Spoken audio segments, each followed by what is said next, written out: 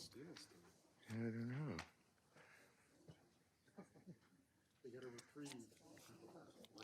Well, good evening, everyone, and welcome to our City Council meeting of January 15th, 2020. I've been goofing up everything because I've been putting 2019 on everything, or 2019 on everything. So with that, could I please have Pastor Ken Heaton from New Beginning Church come forward for the invocation? Please stand.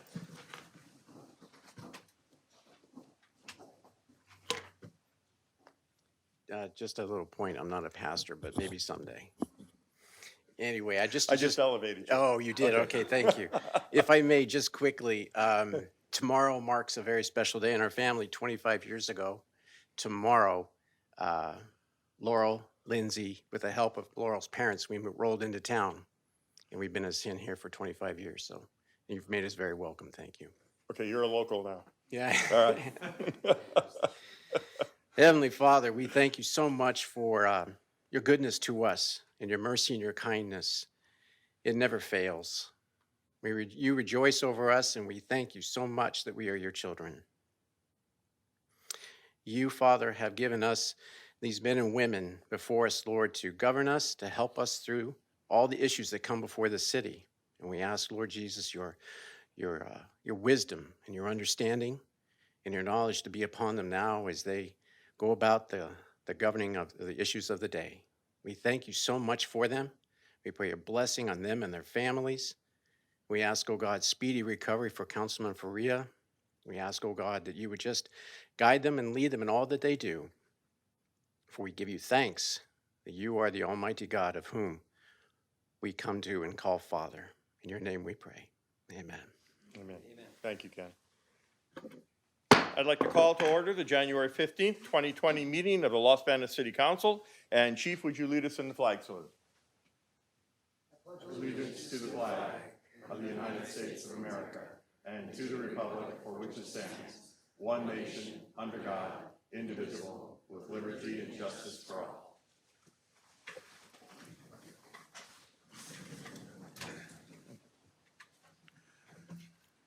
Okay. Let's go on to roll call. Deputy City Clerk Blevins, would you call the roll, please? Faria. Here. Johnson Santos. Here. Jones. Present. Lewis. Villalta. Here. We do have a quorum. Consideration of approval of agenda. Item number 4. Do I have a motion? Mr. Faria, welcome back. Oh, thank you. I'll move to approve the agenda as submitted. Mr. Santos. Second. Okay, motion by Faria, second by Santos to approve the agenda as stated. All in favor? Aye. Any opposition? None. Carried. Let's go on to item 5, presentations. Proclamation recognizing January as National Slavery and Human Trafficking Prevention Month. And tonight we have with us Brenda Martinez and Gamina Alsama. If you would come forward so I could present this to you, please.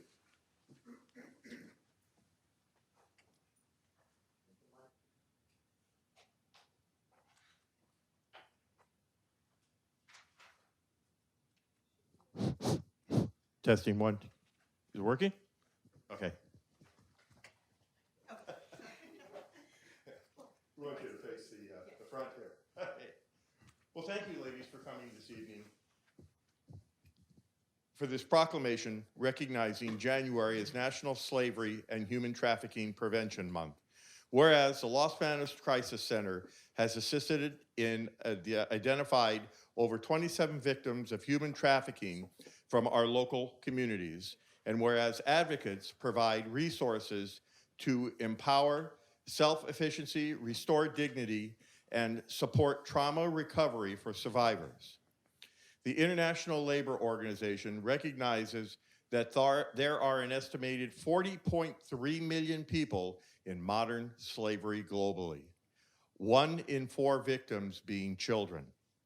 The National Center for Missing and Exploited Children estimates that 1 out of every 6 endangered runaways are likely child sex trafficking victims. The U.S. Department of Labor identified 139 goods from 75 countries were being produced by way of forced child labor. The City of Los Banos recognizes the need for greater awareness and accountability in regards to modern-day slavery. And with the help of our police department and the Valley Crisis Center, which has been very good in dealing with victims, and throughout all the cities and counties of California, we thank you greatly. Now therefore be it proclaimed that the mayor and the city council members of the City of Los Banos do hereby proclaim January as National Slavery and Human Trafficking Prevention Month in the City of Los Banos. The community is urged to educate themselves about all forms of modern slavery and to recognize the signs and consequences of human trafficking. Together, we can support the efforts and programs related to human trafficking prevention, celebrate survivors of these situations, and continue to hold the perpetrators accountable for their actions. So with that, I'd like to present you with this proclamation, and please let us know how we can be of assistance to you. Okay, is there anything that you'd like to say? It's okay, it's okay. Okay. We want to say thank you Oh, very well, much. thank you very much, thank you.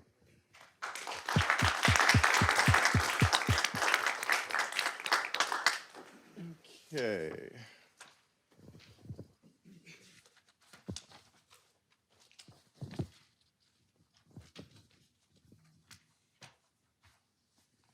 So every year, we recognize the proclamations of our city commissioners. We cannot get along without volunteerism. Volunteerism is the heart of this community. It's always been, not only in city government, but throughout the city, in everyone who volunteers in the form of raising funds for different programs here in Los Banos, and also for helping us to run the city.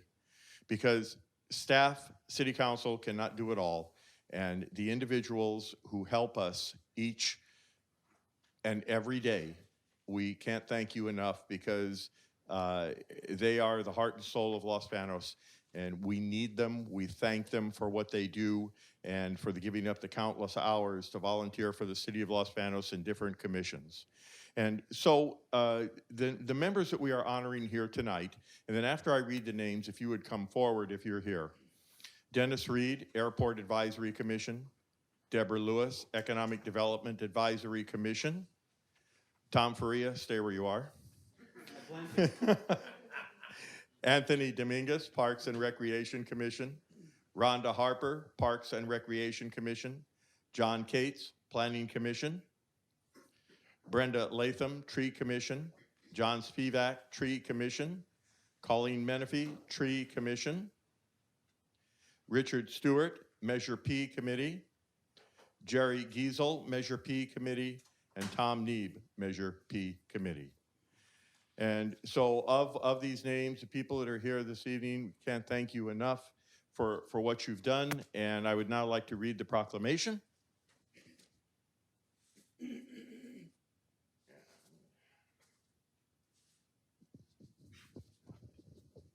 them. Mrs. Lewis, do you want to come forward? Huh? Oh. Shy. Okay. Let me read this. Proclamation recognizing the committee members for the commission members for the City of Los Banos. And whereas these individuals were appointed to serve as a member of the Los Banos Measure P, the Parks and Recreation, the Planning Commission, the, let me read all these. Where are they? What else do we have Tree here? Commission. The Tree Commission, and Economic Development and Advisory, and Airport Commission. We thank you so much for what you've done, and become a dedicated member to the City of Los Banos, who's continually provided his or her support to the goals and missions of the committee that you serve. Now therefore, be it proclaimed that the mayor and the city council members of the City of Los Banos do hereby recognize and commend you all for your dedicated service as a member of the committee of which you have been chosen to serve. So thank you so much, and let me present these proclamations.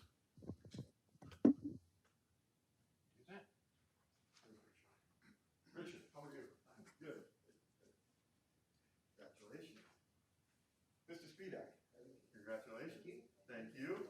Okay. John Cates, thank you so much. And Dennis, thank you. Thank you. Okay. And let me go over here. Mrs. Lewis, thank you so much. Okay. And Mr. Farida, thank you so much. Let's give these people a round of applause.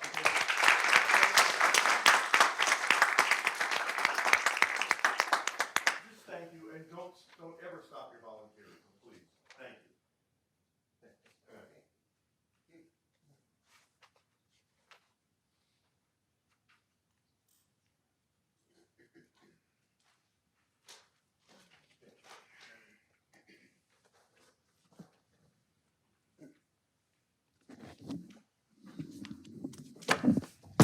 Oh.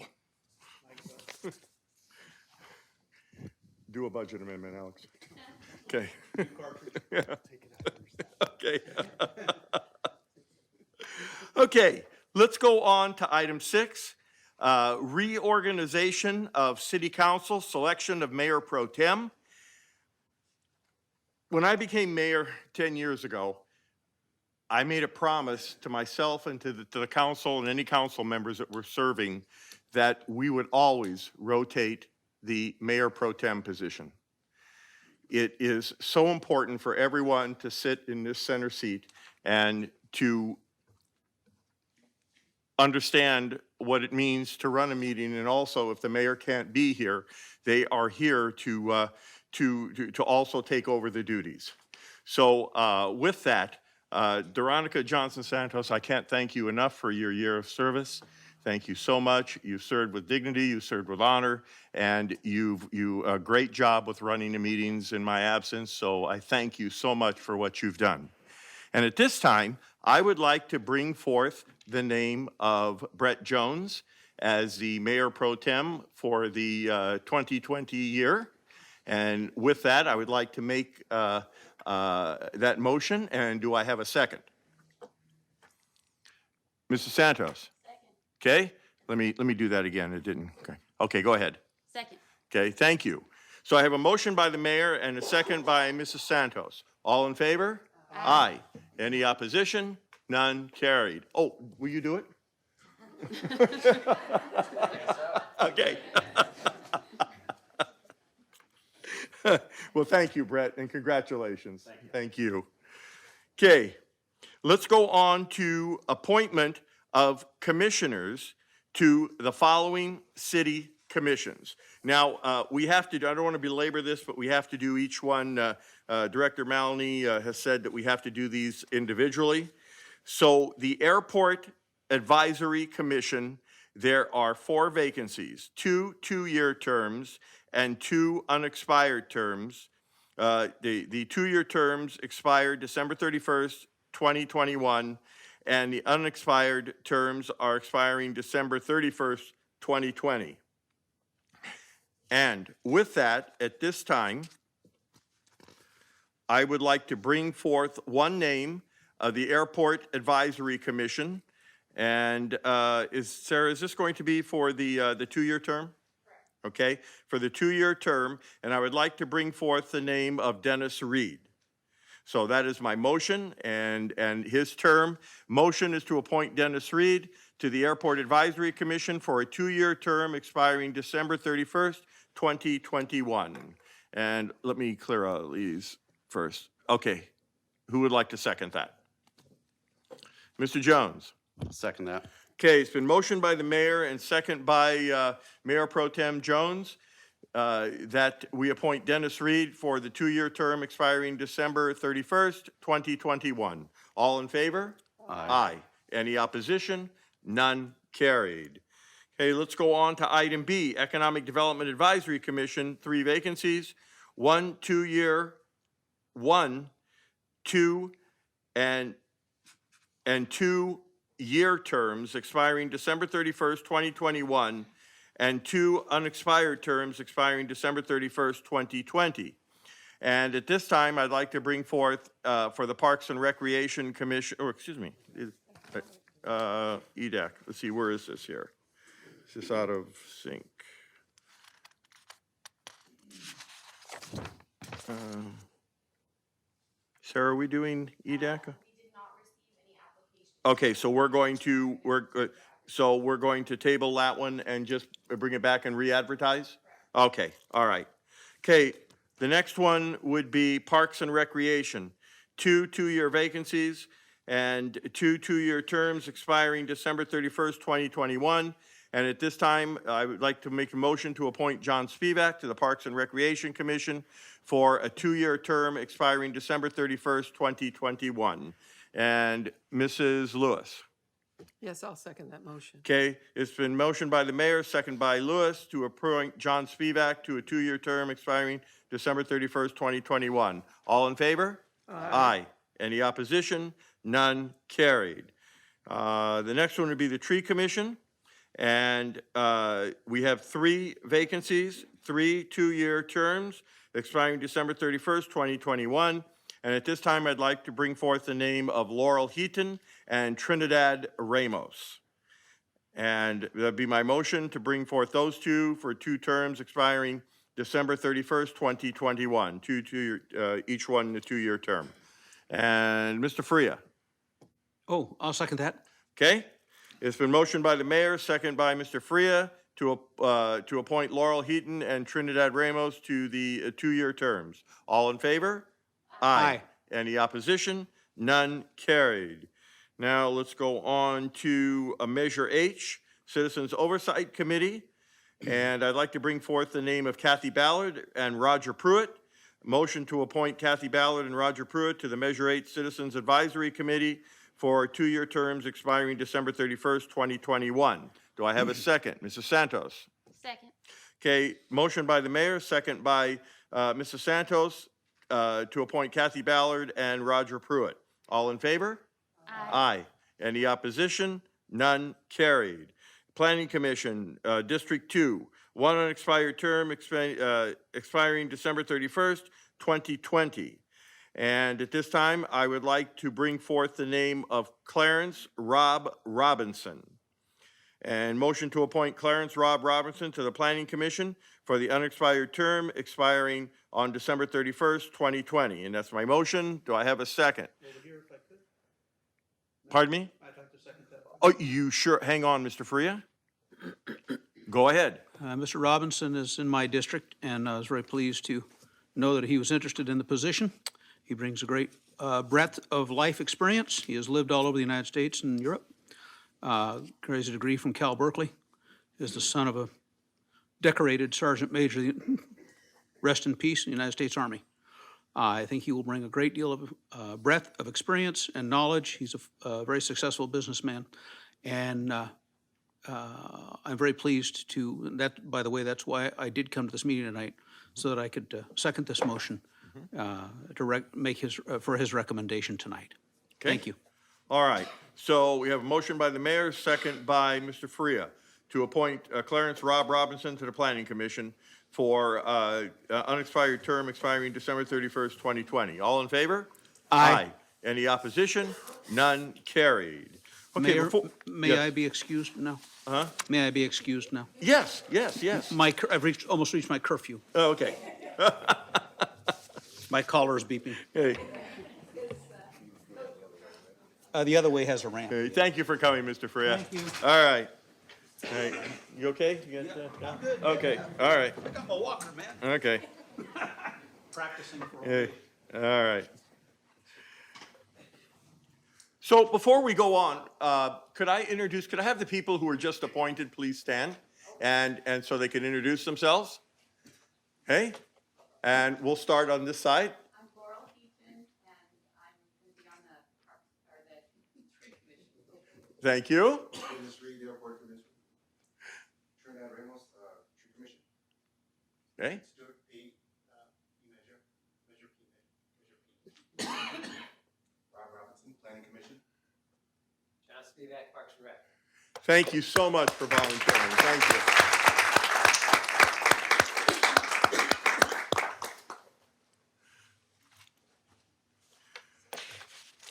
Okay.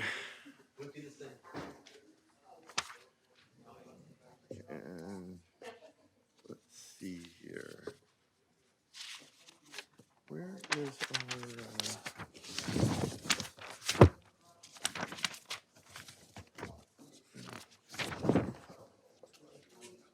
Public forum, yeah.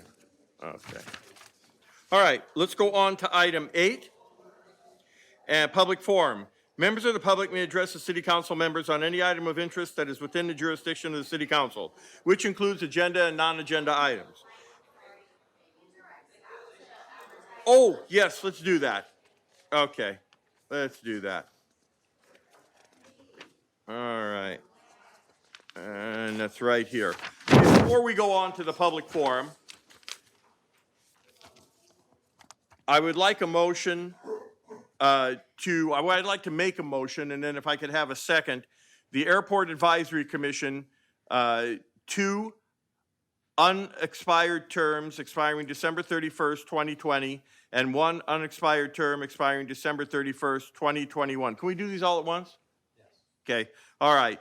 Economic Development Advisory Commission, 3 vacancies, 2 unexpired terms expiring December 31st, 2020, and an unexpired term expiring December 31st, 2021. Parks and Recreation Commission, 1 vacancy, 1 unexpired term expiring December 31st, 2021. And the Tree Commission, 1 vacancy, 1 unexpired term expiring December 31st, 2021. And with your approval, council, that's my motion. If I could have a second, please. Mrs. Santos? Second.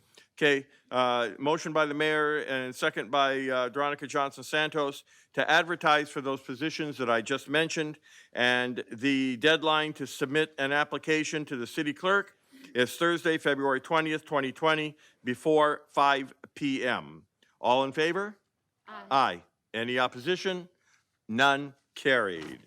Okay, now let's go on to the public forum. And members of the public may address the city council on any items that's within the interest jurisdiction of the city council, which includes agenda and non-agenda items. No action will be taken on non-agenda items, and speakers are limited to a 5-minute presentation. Information, detailed guidelines are posted on the council chamber informational table. Is there anyone who wishes to speak at the public forum?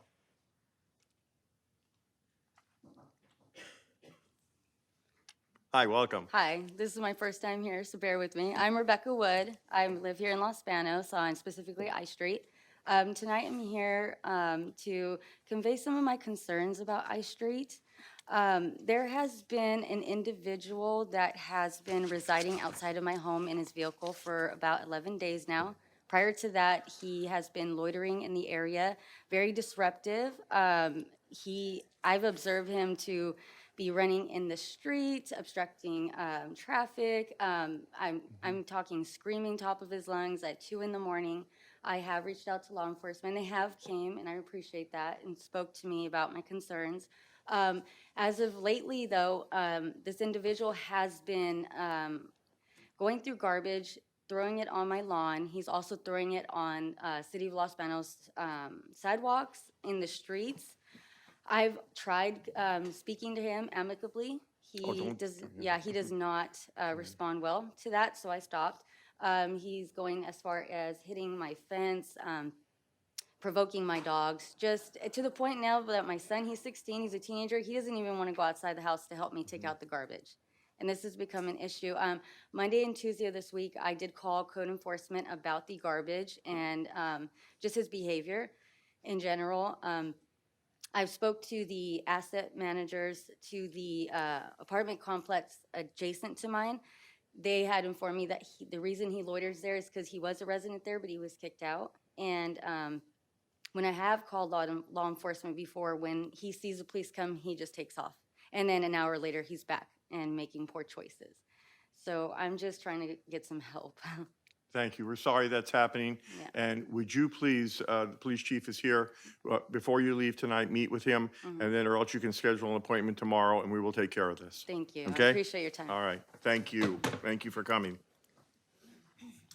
Is there anyone else who wishes to speak at the public forum?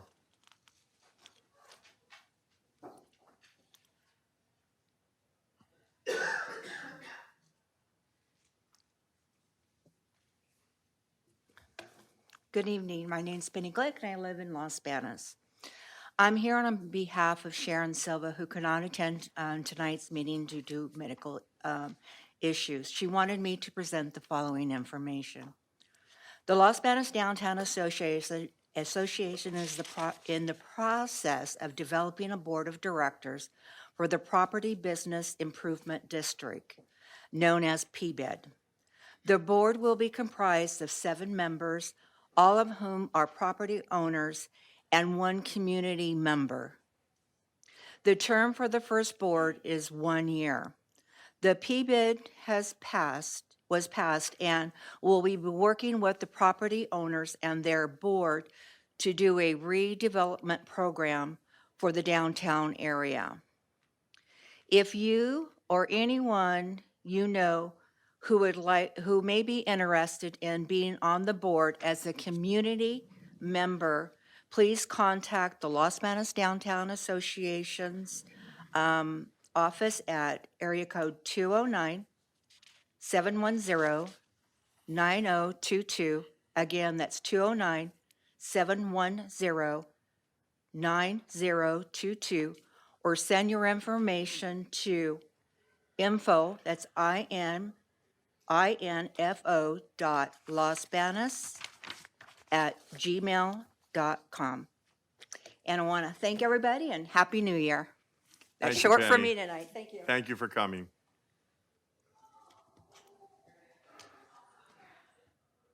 Okay, let's go on to the item 9, consideration and approval of consent agenda. Items on a consent agenda are considered to be routine and voted on in one motion unless removed from the consent agenda by a city council member. And tonight we have Warrant numbers 219583 to 219953 in the amount of $2,318,399.03. Development Impact Fee Report for fiscal years 2015 to 2019, AB 1600. Minutes for the December 18, 2019 City Council meeting.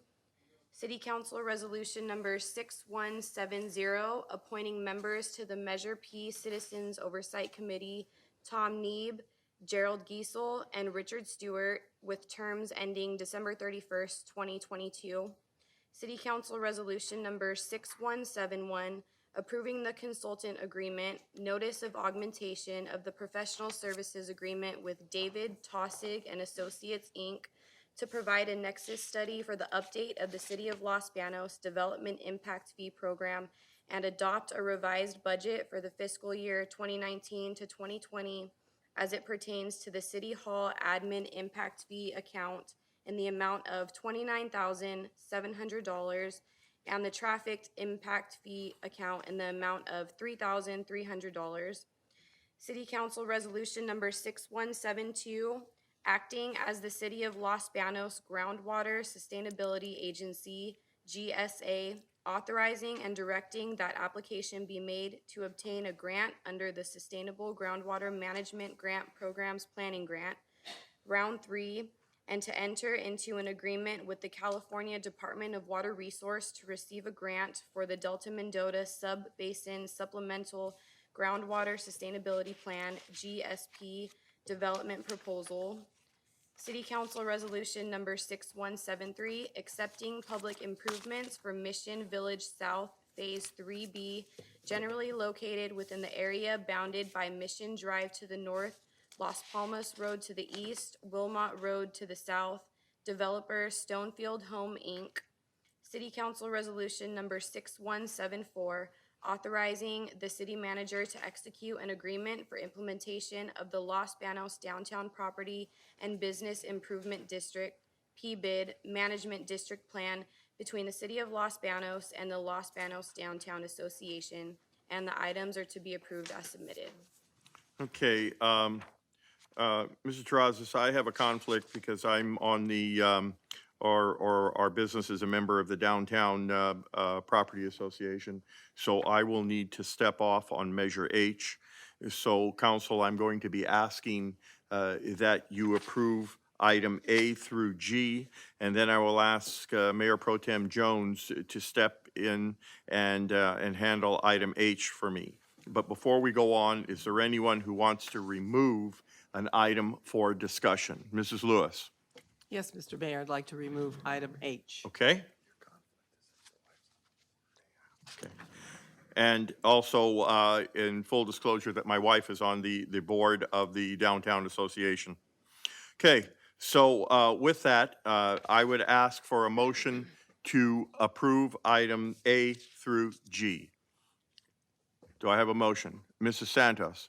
Thank you. I'd like to make a motion to approve items A through G of the consent agenda as stated.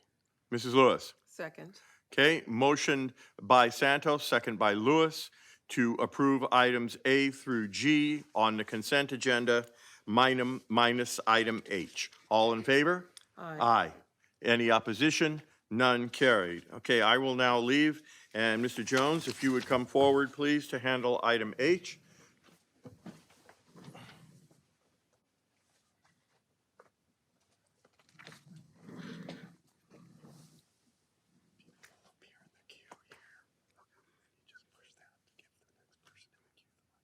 All right. All right. City Council Resolution Number 6174, authorizing the city manager to execute an agreement for implementation of the Los Banos Downtown Property and Business Improvement District, PBID, Management District Plan between the City of Los Banos and the Downtown Association. Can I get a motion? I think you want to go to Mrs. Lewis. Oh. Mrs. Lewis. Is my mic? You- Okay, thank you very much, Mr. Mayor Pro Tem. I have a few questions of clarification for myself as well as for our audience and TV listeners. This PBID is a 5-year term, and it goes into effect as of January 1st of 2020. And one of the things that I wanted to get clarification on is the organization is going to be required to carry insurance. And I wanted to know whether or not that insurance is in place now. So the agency was waiting, anticipating approval of the agreement tonight. And prior to the city signing the agreement, we would need those endorsements in hand. So they were waiting for the approval tonight. They are insured, but the PBID needs to be added to their insurance policy. Okay, so it would be at that time that the city would have its indemnity to be covered under that insurance. Yes, and that is customary. It's policy of our city manager to require all of those proof of endorsement prior to any signatures. Okay. And then the other question I had is, in the body of the presentation, it indicates that they'll be required to do an audit, but I wasn't able to find where and how often that audit would be required. So I believe, excuse me, I believe that the way it's written is that it would be upon request by the city. So the city can request at any time to have an audit for the time frame of the PBID and 3 years following. Okay, so it's not scheduled for an No, annual it's not audit. scheduled at all. We'd have to say we'd like to request an audit. So we could do it on an annual basis, or we could not do it at all, Okay. technically, the way it's written. Okay, and on page 2 of the bullets, the last one talks about an annual report required the 1st of March each year, and it's under the Streets and Highway Code section. I'm not sure what that entails, if somebody can Sure. explain that to me. So that's a requirement of the PBID law. It requires an annual report to the elected body, which would be, in this case, the city council. And this annual report would need to consist of the upcoming budget, and then it's a performance report essentially from the previous year, and how the district, what projects they completed, and how they met the goals of the management district plan.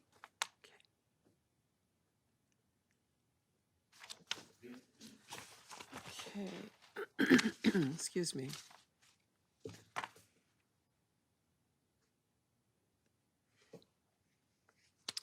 Okay, I think in general, those are the questions that I needed clarification on.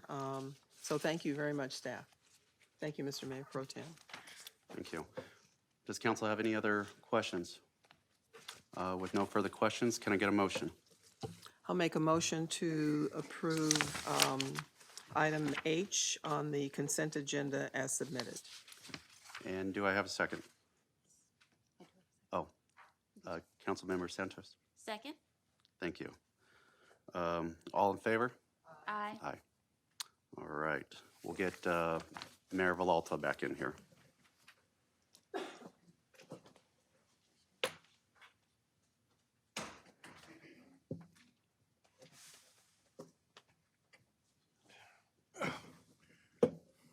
Thank you, Mr. Jones.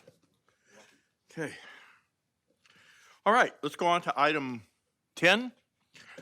Update on MCAG, the Bus and Regional Waste Authority, RWA, by Executive Director Stacy Guzman. Hi, Stacy. Is there a clicker? Do I need to switch it? Okay. Well, thank you, Mr. Mayor and members of the council. Again, my name is Stacy Guzman. I'm the Executive Director for Merced County Association of Governments, and I appreciate you giving me the time. It's a pledge when I took this job a little over a year ago that I would make an effort to come out at least annually to just provide a general update of everything that we do at MCAG. And now that we have Measure V, you'll see me again in the spring when we talk about our annual report to the community on specifically our Measure V program. There's a lot to share. There just is. So I'm going to run through it. I'll be swift. I'll go through the slides, and then I'm happy to revisit anything or answer any questions you have at the end of the presentation. But we cover a lot. So, and a lot of these will be some background slides that I'll run through. But I do like to point out that our agency is 52 years old. We're a joint powers authority. We have a number of roles that continue to expand, but largely our main functions are transportation planning. We administer public transit and the Regional Waste Management Authority, and we'll talk about each of those here in a second. As you all know, our JPA is comprised of all of the cities and the county of Merced. And that one elected official from every jurisdiction sits on our governing board, that of course being Mayor Villalta. And we also have our technical review board, which is all of the city managers from the jurisdictions and the county CAO, of which Mr. Terrazas participates. And we also have a citizens advisory committee that is a way for the community to be involved and to provide direction and input to the governing board. I will make a plug that we do have 2 open positions for our citizens advisory committee, for a student representative and for a water representative. And I can provide more information on that if anyone is interested. So we'll jump right into our core function. MCAG is a metropolitan planning agency. It's essentially a regional transportation planning agency that can really be summarized in 2 core roles or functions. The first is that every couple of years, we have to get out our crystal ball, look 20 to 25 years into the future, and anticipate what the needs are going to be for our multimodal regional transportation network. And then we look at how our existing and anticipated future funding can be used to meet those needs. We also help deliver transportation projects through funding programs and partnerships. One of the things I always like to add is this acronym soup. You know, we start talking about CMAQ and RSTP and RTIP and STIP and LPP and PPM and HIP and LTF and SAFE and AVA, and it just goes on. We live in this acronym soup, but all of those are funding programs, either at the state, federal, local, regional level, that we are able to use through partnerships with our jurisdictions to help deliver projects. And now, of course, that includes Measure V, and we'll talk a little bit about that, but I will be back in a few months with that annual report, and we can get farther into those details. So I wanted to talk about a couple of these key updates specific to Measure V, specific to MCAG on the transportation planning side. I think most notably, there was some action at the governing board level in November to approve the Regional Transportation Improvement Program. It's RTIP. If you hear me say RTIP and STIP, for what we're talking about, they're interchangeable. They're a component part of a bigger document, but RTIP and STIP are for what we're going to be discussing, are interchangeable. So that board action included a request to the California Transportation Commission to allocate $29 million to use for the construction of Phase 1B of the Atwater-Merced Expressway. And that request was submitted through our RTIP document to the CTC in December. And at that same meeting, the governing board established the Pioneer Road Widening Project here in Los Banos as the next priority project. That language is included in the RTIP that will be reviewed by the CTC, establishing that project as our next priority for future STIP or RTIP funding cycles, as well as the priority for the board for our local and regionally controlled funding sources as well. Also, I'll mention the Ana Maria Fuentes Scholarship. I'm going to be jumping all over because there's a whole bunch of updates here. The Ana Maria Fuentes Scholarship is something we really like to promote. Anna was an employee of MCAG who passed away very unexpectedly several years ago. And we have a scholarship program that's funded by contributions of current and former employees and board members. We have members of the Citizens Advisory Committee that contribute to this scholarship. And it allows us to offer a $1,000 scholarship to any, the eligible applicant is any graduating senior in Merced County that has a GPA of 3.8 or higher. It's a very competitive program. We get a lot of applications. It's a $1,000 scholarship, but upon academic performance, it can be a 4-year scholarship, so it can be up to $4,000. And the application deadline is the 28th of February, I believe. So if you know anyone who's graduating this year, send them to our website or have them give me a call, and we'll make sure we get that application packet. The other program on the MCAG side is the One Voice program. We appreciate the city's continued partnership and participating in this legislative advocacy trip to Washington, D.C. I understand our first meeting for the 2020 program was last week, and Mr. Terrazas and Councilman Faria, I believe, are the two delegates appointed by this body. The trip is May 5th through May 8th, and again, I think that this program is only as good as the level of participation we get, and I think that we are very fortunate to have the city of Los Banos, and I think we're actually only short one city to have a complete delegation from our entire member agency list on that program. So thank you for that. And lastly, I do want to mention, I know that in the news, and I'm sure you're all very aware, that the governor has really placed an emphasis on addressing the state's housing crisis. And somehow that has translated into a new role for COGS, which is interesting. So the Valley was provided $19 million to help provide housing planning support in the San Joaquin Valley, but as part of that, we were required to form a San Joaquin Valley Housing Work Group that was just recently created, and every county gets a 3-person representation, and Mayor Villalta, Mayor Hogue of Dos Palos, and Supervisor Lloyd Pereira were the 3 representatives that have been appointed, and that meeting is, the first meeting of that body is on Friday. So we're still rolling this out as a region, but you'll be hearing more about it as we move forward. Quickly for Measure V, I know this isn't a new program, so I'll just get to the good stuff, which really comes down to the funding is coming in, continues to come in higher than what we were estimating, which is good news. Since the collection of the half-cent sales tax began in 2017, April of 2017, we've generated more than $45 million in our region. That means $22 million to local jurisdictions and over $20 million for our regional funding accounts. And if you recall, of course, we have an East Side funding account and a West Side funding account, and that means that there is $7.7 million that has been generated for the West Side regional project funding account. And I believe those numbers are through September. So that they're higher, but our actual reporting through September, those are the figures that we have. So what does that mean for Los Banos specifically? It means that for those direct allocations to the local jurisdictions, that the city of Los Banos has received $2.3 million for local transportation projects. That is all funding that comes directly. We're a pass-through to this body, and that is complete autonomy at the local level to decide how you want to spend that money on your local transportation priorities.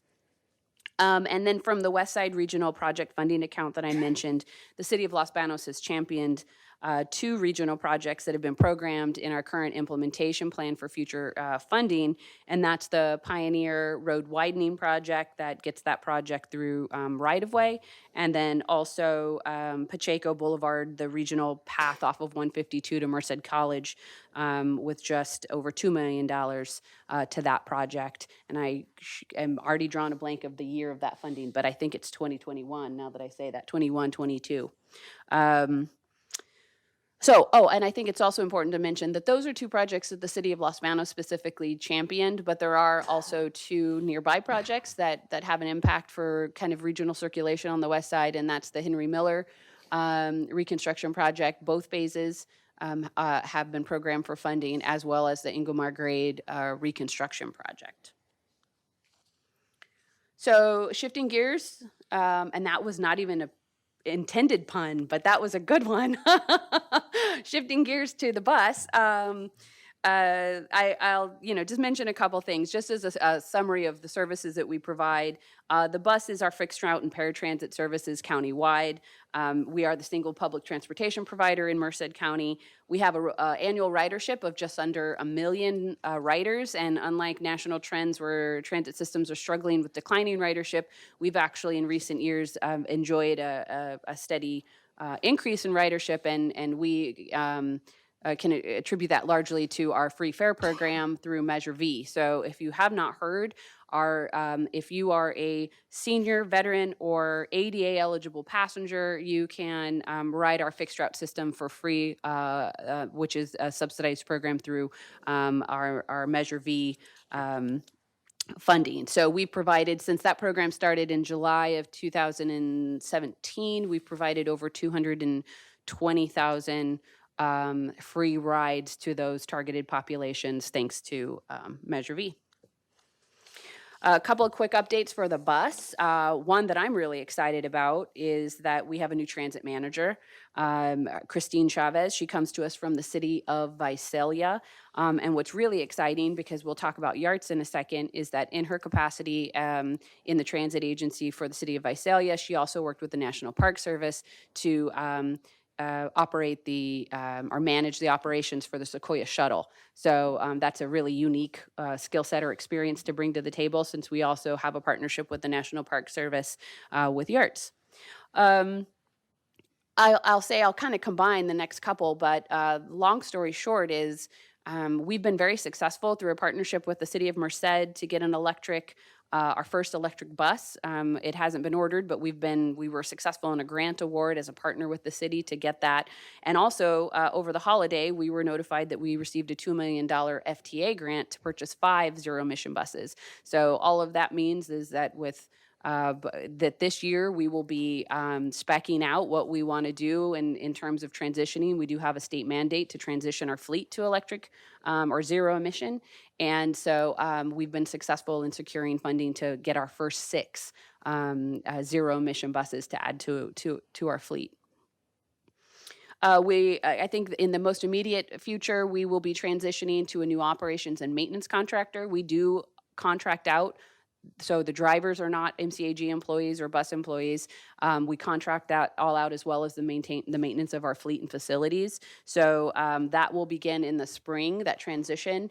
And then we'll also be starting a short-range transit plan, which is essentially going to be taking a 5-year or so outlook on our system and what it might need, and what our how we might be able to improve our service, or what kinds of investments we need to be making, because transit service continues to be an expensive service, and we want to make sure that we're always balancing, the cost with actually providing the most efficient service that we can to all of our residents. So that's an analysis of how efficient our system is and what we can be doing to improve it. Of course, we are currently procuring a consulting firm, a consultant, to help us complete the Merced County West Side commuter bus study. This is something that the mayor has been an advocate for on the MCG board this year. So this study will examine commute patterns on the west side, and to how transit services might be able to play a role in alleviating the congestion and improving quality of life for the commuters that are here on the west side. I mentioned the short-range transit plan, and then lastly, I'll mention another partnership or another study we're doing. We're actually underway now with a partnership with UC Merced. As you may recall, if you're in Merced, you see that the UC system has their own transit system for students. It was formerly called Cat Tracks. Now their buses are just labeled as University of Merced, University of California Merced buses. So in partnership with the university, we're looking at how our systems can operate more efficiently, and even look at the feasibility for consolidation of the services. For YARTS, I usually like to ask the first question, has anyone ever been on a YARTS bus? But I won't, instead of asking the question, I'll just make a pitch of why you should. And then maybe I'll convince someone to do it. So the Yosemite Area Regional Transportation System is really a gem. This is a multi-county partnership that is operated out of MCAG, and the bottom line is about trying to help address the park service, the congestion in Yosemite National Park, help improve air quality, get more people on buses and out of their cars, and just to make the whole experience more pleasurable for everybody. We operate out of 6 counties during the summer, so when weather permits, we are operating out of Merced, Mariposa, Madera, Fresno, Tuolumne, and Mono counties, so we come over all passes into the park from all entrances. We do offer round-trip service from Merced to Yosemite Valley, and absent any fires, slides, road closures, we're going to the park. So if you want to enjoy the snow in the park when it's there and you don't want to hassle with driving, YARTS is a great alternative to do that. It's a $38 round trip ticket from Merced. That includes your gate fee. And we do have an online reservation system, which now makes it a lot more convenient if you're planning a trip with your family. Let's see, a couple updates for YARTS. So in addition to the great news that we got $2 million for the bus, at the same time, we got news that we got $4.3 million from the same funding source for YARTS to get 6 zero-emission buses. And what's really exciting about that is when we get these zero-emission buses, these are over-the-road coaches, we will be the first transit system operating a zero-emission vehicle into a national park. YARTS is also celebrating its 20th anniversary this year.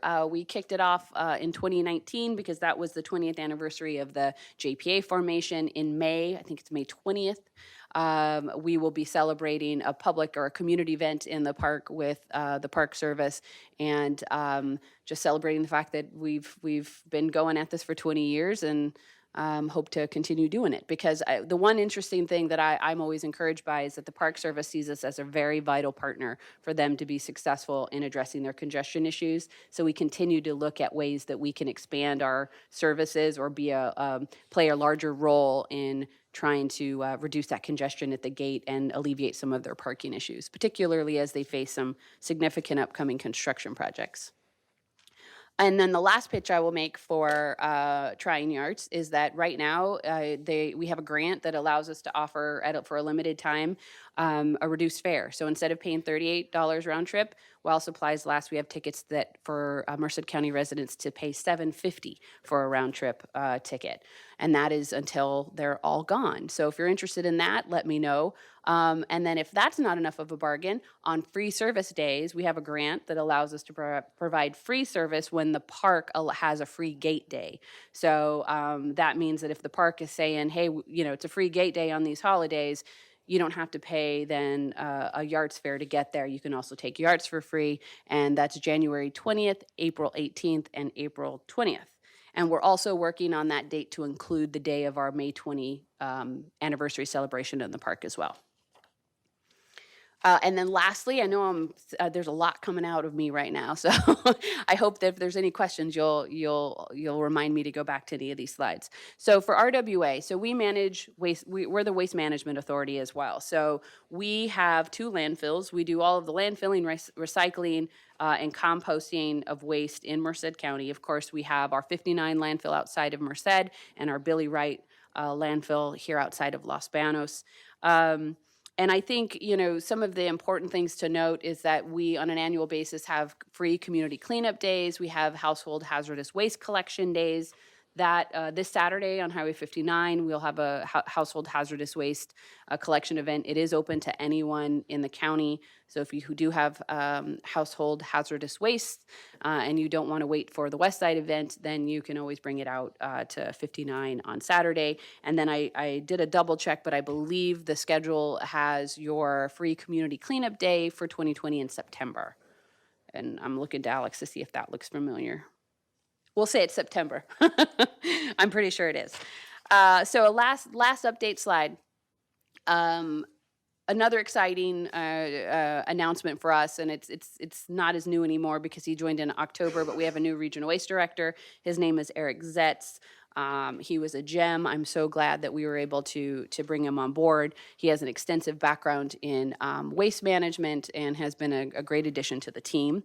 And then also we recently hired Kyle Laredo. So Kyle comes to us from Republic Services, which I know is a company that the city has worked with, does work with. And Kyle is handling all of our diversion programs moving forward. So I do want to mention 2 quick, the main projects that we're working on.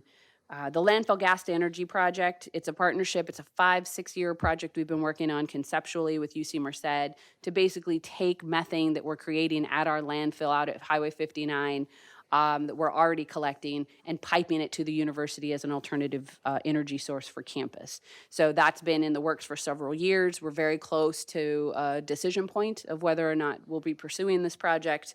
But it's been a very exciting one to explore with a very willing partner in the university. And then the last would be the 1383, SB 1383. So if this doesn't kind of make you tense up a little bit, it will at some point. 1383 is a very aggressive legislation. It requires the separation of organic waste from your waste streams. So that basically means that your food waste will need to be collected, hauled, treated. Everything is done separately from where you what you're doing now. So instead of putting that leftover piece of bread in the garbage, you would have to try to somehow divert that waste into a different waste stream. So we have been working with HF&H on a regional basis, doing one-on-one meetings with all the jurisdictions to do a gap analysis to see how far a jurisdiction may be with their current efforts to reach compliance and what that cost would look like. I think it is probably the most difficult for jurisdictions who have not been doing a recycling program. And I understand that here in Los Banos, you have a multi-bin program already. So there still will be a gap to close, but it's not as great as a community that has only been doing a gray bin with general garbage. So it's a very tough state mandate that we're trying to assist our jurisdictions to reach compliance by January 1 of 2022. And I will say that the one-on-ones, we'll be concluding those one-on-ones on the 29th of January with our meeting with the City of Los Banos at MCAG. And so we'll have more on that to come. So that is it. I'm really glad you don't put the 5-minute limit on me because I don't know what I would pick to talk about. If there are any questions. So do we have any questions? Mrs. Santos? Thank you. I actually had a brief question. I know you went over briefly the study on the traffic over on 152. I know some time ago that there was talks, if I'm remembering this correctly, there were talks about speaking perhaps with the Santa Clara County and doing some type of study between the two counties and just seeing what we can do about over the pass. Will that be included in that study as well? I Or think is we're that- getting at the same issue. I would look to Matt because Matt is the lead on this project as to how much we would anticipate in this stage engaging with our partners over the county. But the idea is to look at, We would reach out to them and invite them to be part of the process, and have meetings that include them and keep them informed Okay. of our approach and basically learn a lot from them. They're gonna have a lot of data that's gonna help us. Okay. Is there like, not to sound rushing on this, but is there like some type of, Matt, come up to the mic. is there, are we setting some type of a time limit on when we're supposed to hear back or get Sure. some of this in action? Sure. So we, our procurement document is on the street right now. So, in fact, we were speaking with City Manager Terrazas about the city being part of our evaluation process for that. So, I think this would be coming. I'm now just pulling this. I'm trying to. March is when we would be looking at a board item. We're talking about the busing, right? Yeah. Yeah. Yeah, so the procurement's out. I believe proposals are due at the end of February, middle February, so that evaluation will take place there towards any interviews we're gonna do, all of that process. So you're probably right, it would be a little longer. So, but it's in our work plan for this fiscal year that then will continue into next fiscal year as we need to, because it'll probably be a year-long study. We, yeah, we're asking them to, it's part of the evaluation criteria is their schedule. So, if they can propose to do a good study in a quicker time frame, that will be looked upon favorably. Because it's in all of our interests to get this done, expeditiously, but still comprehensively. Thank you very much. Appreciate it. The end result, the goal of that would be to see if there's ridership, and if there is, then MCAG, we have to work with them with assigning a bus or buses that will leave Los Banos, or maybe start in Merced, go to Los Banos, and then take people to the Bay Area. Because the only other way to do it is through Ace Rail, and Ace Rail says we have to have a train depot to buy bus tickets. And so that's not working. And right now, there is a bus that goes through Los Banos from Madera, and it takes riders to the Bay Area, but it's at a time that doesn't suit the needs of our people, our citizens. So that's what this is all about. And if it's successful, when this study's done, then I'm hoping that the commuter population will now have, will be enough ridership, and I know there will be, to take people over the hill, and then they'll have a central drop-off point, and then they can take light rail or whatever to their destination. So, Thank you. okay. Don't go too far, just in case there are other questions. Mrs. Lewis? Well, I think the mayor kind of touched on my question, and that was just in the study, how far were you looking at taking our buses into Santa Clara County? And it kind of sounds like maybe Gilroy would be a dropping off point to connect with the rail and with their bus system. Yeah, and actually ACE is a very good resource on this because they have a lot of experience with that area, obviously in Santa Clara, because that's their destination. And you're exactly right that those would be perfect spots for if there is a service that commuter express service that goes, from Los Banos, for example, over to that area. The Dideron station, would be a great spot because there's so many options available there, and then people could go to wherever they need to go from there. All right, thank you. Any other questions, council? Okay, a couple of days ago, I heard Jim Patterson speak on KGO, and what he was talking about was the fact that funding is going to be restored to 99 and Avenue 9, and so that's great news.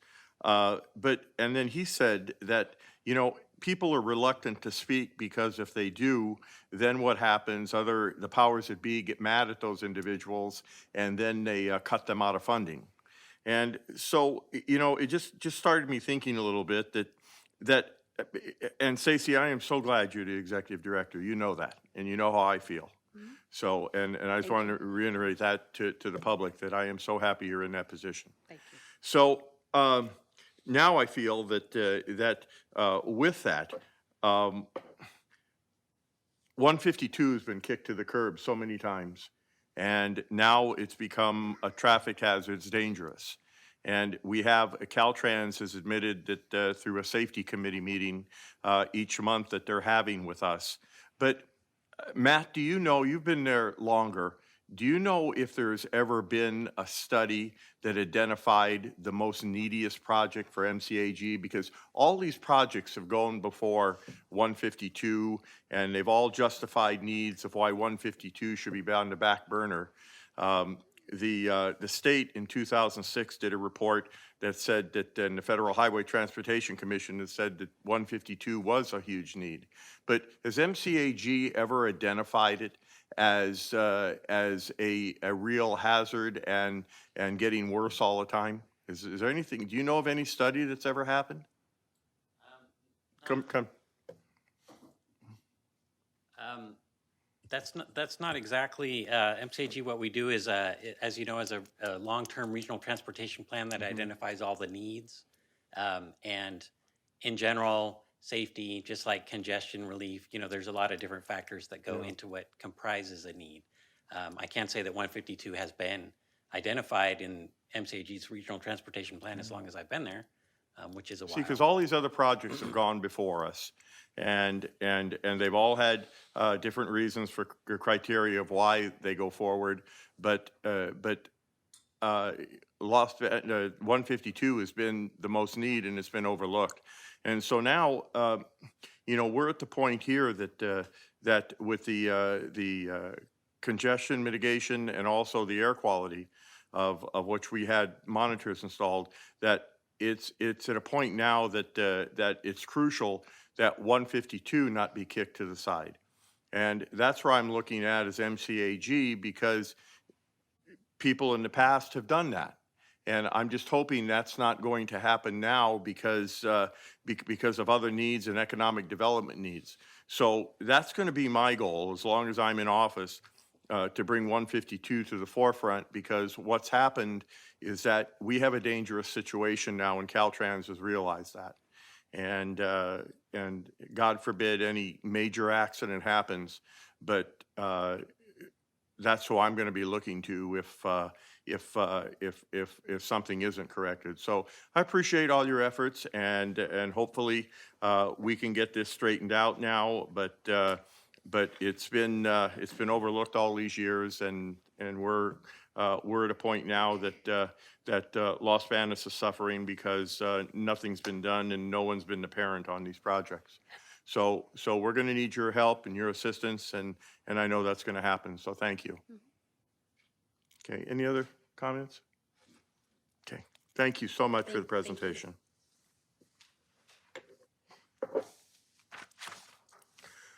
Okay, let's go on to item 11. If you challenge the proposed action described herein in court, you may be limited to raising only those issues you or someone else raised at the public hearing described herein or in written correspondence delivered to the city at or prior to the public hearing. Item 11A, public hearing. To receive public comment and consideration of amendments to the city building code ordinance by adoption by reference, the California Building Code 2019 edition and related 2019 edition codes. Item 11A1, ordinance number 1179, adopting by reference the 2019 edition of the California Building Code, the 2019 edition of the California Energy Code, and the 2019 edition of the California Historical Building Code, and the 2019 edition of the California Reference Standards Code, the 2019 edition of the California Electrical Code, 2019 edition of the California Mechanical Code, 2019 edition of the California Administrative Code, 2019 edition of the California Existing Building Code, and the 2019 edition of the California Green Building Standards Code. the 2019 edition of the California Residential Code and the 2019 edition of the California Plumbing Code by amendment to Title 8, Chapter 1 of the Los Banos Municipal Code. This is a second reading and adoption. And so with that, before we start, let's go to a brief presentation by Chief Hurley. Is there anything else that you want to say? Yeah, just want to thank you, Mr. Mayor, City Council. Just a little quick brief in regarding to the ordinance. Tonight, I bring back to you two ordinances for adoption of the 2019 Building Code as well as the 2019 Fire Code. Again, these are maintenance items that every 3 years, a new California Building Code and California Fire Code are published in their entirety and is applicable to all buildings that submit an application for building permits during the effective period. These building standard codes incorporate all the regulations to all disciplines of construction industry, including the building, the electrical, mechanical, plumbing codes, as well as the fire codes. A local city or county may make more restrictive standards necessary for their local conditions. So item 11A involves ordinance number 1179, the adoption of the 2019 California Building Code. On December 18th, 2019, a public hearing was held to receive public comment on ordinance 1179. The City Council received no public comments, waived the first reading, and introduced the ordinance as submitted. So tonight, staff is recommending that council again receive the staff report, open the public hearing, receive public comment, close the public hearing, and adopt the ordinance as submitted. This concludes my presentations for item 11A regarding the 2019 California Building Code. I am available for any questions if you have any. Okay, any questions of the fire chief? Thank you, Chief. I will now open the public hearing on ordinance number 1179. Is there anyone who wishes to speak? Not seeing or hearing anyone, I will now close the public hearing, bring it back to council level, and we have two motions. We have to waive the second reading and the adoption of 1179. Who'd like to do that? Mrs. Lewis. Yes, Mr. Mayor, thank you. I'd like to make a motion to waive the second reading of ordinance number 1179 as read by title. Mr. Jones. Second. Motion by Lewis, second by Jones for the waiving of the second reading of 1179 is read by title. All in favor? Aye. Any opposition? None carried. Mrs. Lewis. Yes, Mr. Mayor. Let me punch you in there. Go ahead. Thank you. I'd like to make a motion to adopt ordinance number 1179 as read by title. Mr. Jones. Second. Okay, motion by Lewis, second by Jones for the adoption of ordinance number 1179 is read by title. Director Blevins, for the roll call, please. Faria is absent. Johnson Santos? Yes. Jones? Yes. Lewis? Yes. Villalta? Yes, motion carries. Okay, let's go on to item B, public hearing. To receive public comment and consideration of the amendments to the City Fire Prevention Code ordinance by adoption by reference to the California Fire Code 2019 edition and local amendments thereto. B1, ordinance number 1180, adopting a reference the 2019 edition of the California Fire Code and amendment to Title 4, Chapter 3 of the Los Banos Municipal Code and adoption of local amendments thereto. Welcome back. Well, thank you, Mr. Mayor, City Council. As stated earlier, the California Fire Code is also updated every 3 years. With this update, we include our local amendments to the Fire Code addressing local needs and requirements that are particular to the City of Los Banos. Staff is not recommending the adoption of any new local amendments to the new California Fire Code currently. On December 18th, 2019, a public hearing was held to receive public comments on ordinance 1180. City Council received no public comments, waived the first reading, and introduced the ordinance as submitted. The staff is now recommending the council receive the staff report, open the public hearing, receive public comment, close the public hearing, and adopt the ordinance as submitted. This concludes my report, and I'm available for any questions that you may have. Any questions? Okay. Let's open the public hearing on ordinance number 1180. Is there anyone who wishes to speak? Not seeing or hearing anyone, I will now close the public hearing and bring it back to council level. And do I have a motion? Again, this is a waiving of the second reading, the adoption, two motions. Who'd like to do that? Mrs. Santos. Thank you. I'd like to make a motion to waive the second reading of ordinance number 1180. Okay, Mr. Jones. Second. Okay, motion by Veronica Johnson Santos, second by Jones, for the waiving of the second reading of ordinance number 1180 as read by title. All in favor? Aye. Any opposition? None carried. Mrs. Santos. Thank you. I'd like to make a motion to adopt ordinance number 1180. Mr. Jones. Second. Okay, motion by Santos, second by Jones for the adoption of ordinance number 1180. Mrs. Blevins? Faria's absent. Johnson Santos? Yes. Jones? Yes. Lewis? Yes. Valalta? Yes. Motion carries. Item C, public hearing. To receive public comment and consideration of approving and adopting an update of AB 1600 Development Impact Fee Justification Study prepared by the City of Los Banos, DTA David Tusag and Associates, adjusting the city's developmental impact fees for all development within the City of Los Banos, and a proposed amendment to Title 9, Chapter 2, Article 6 of the Los Banos Municipal Code establishing the general government facilities development impact fees.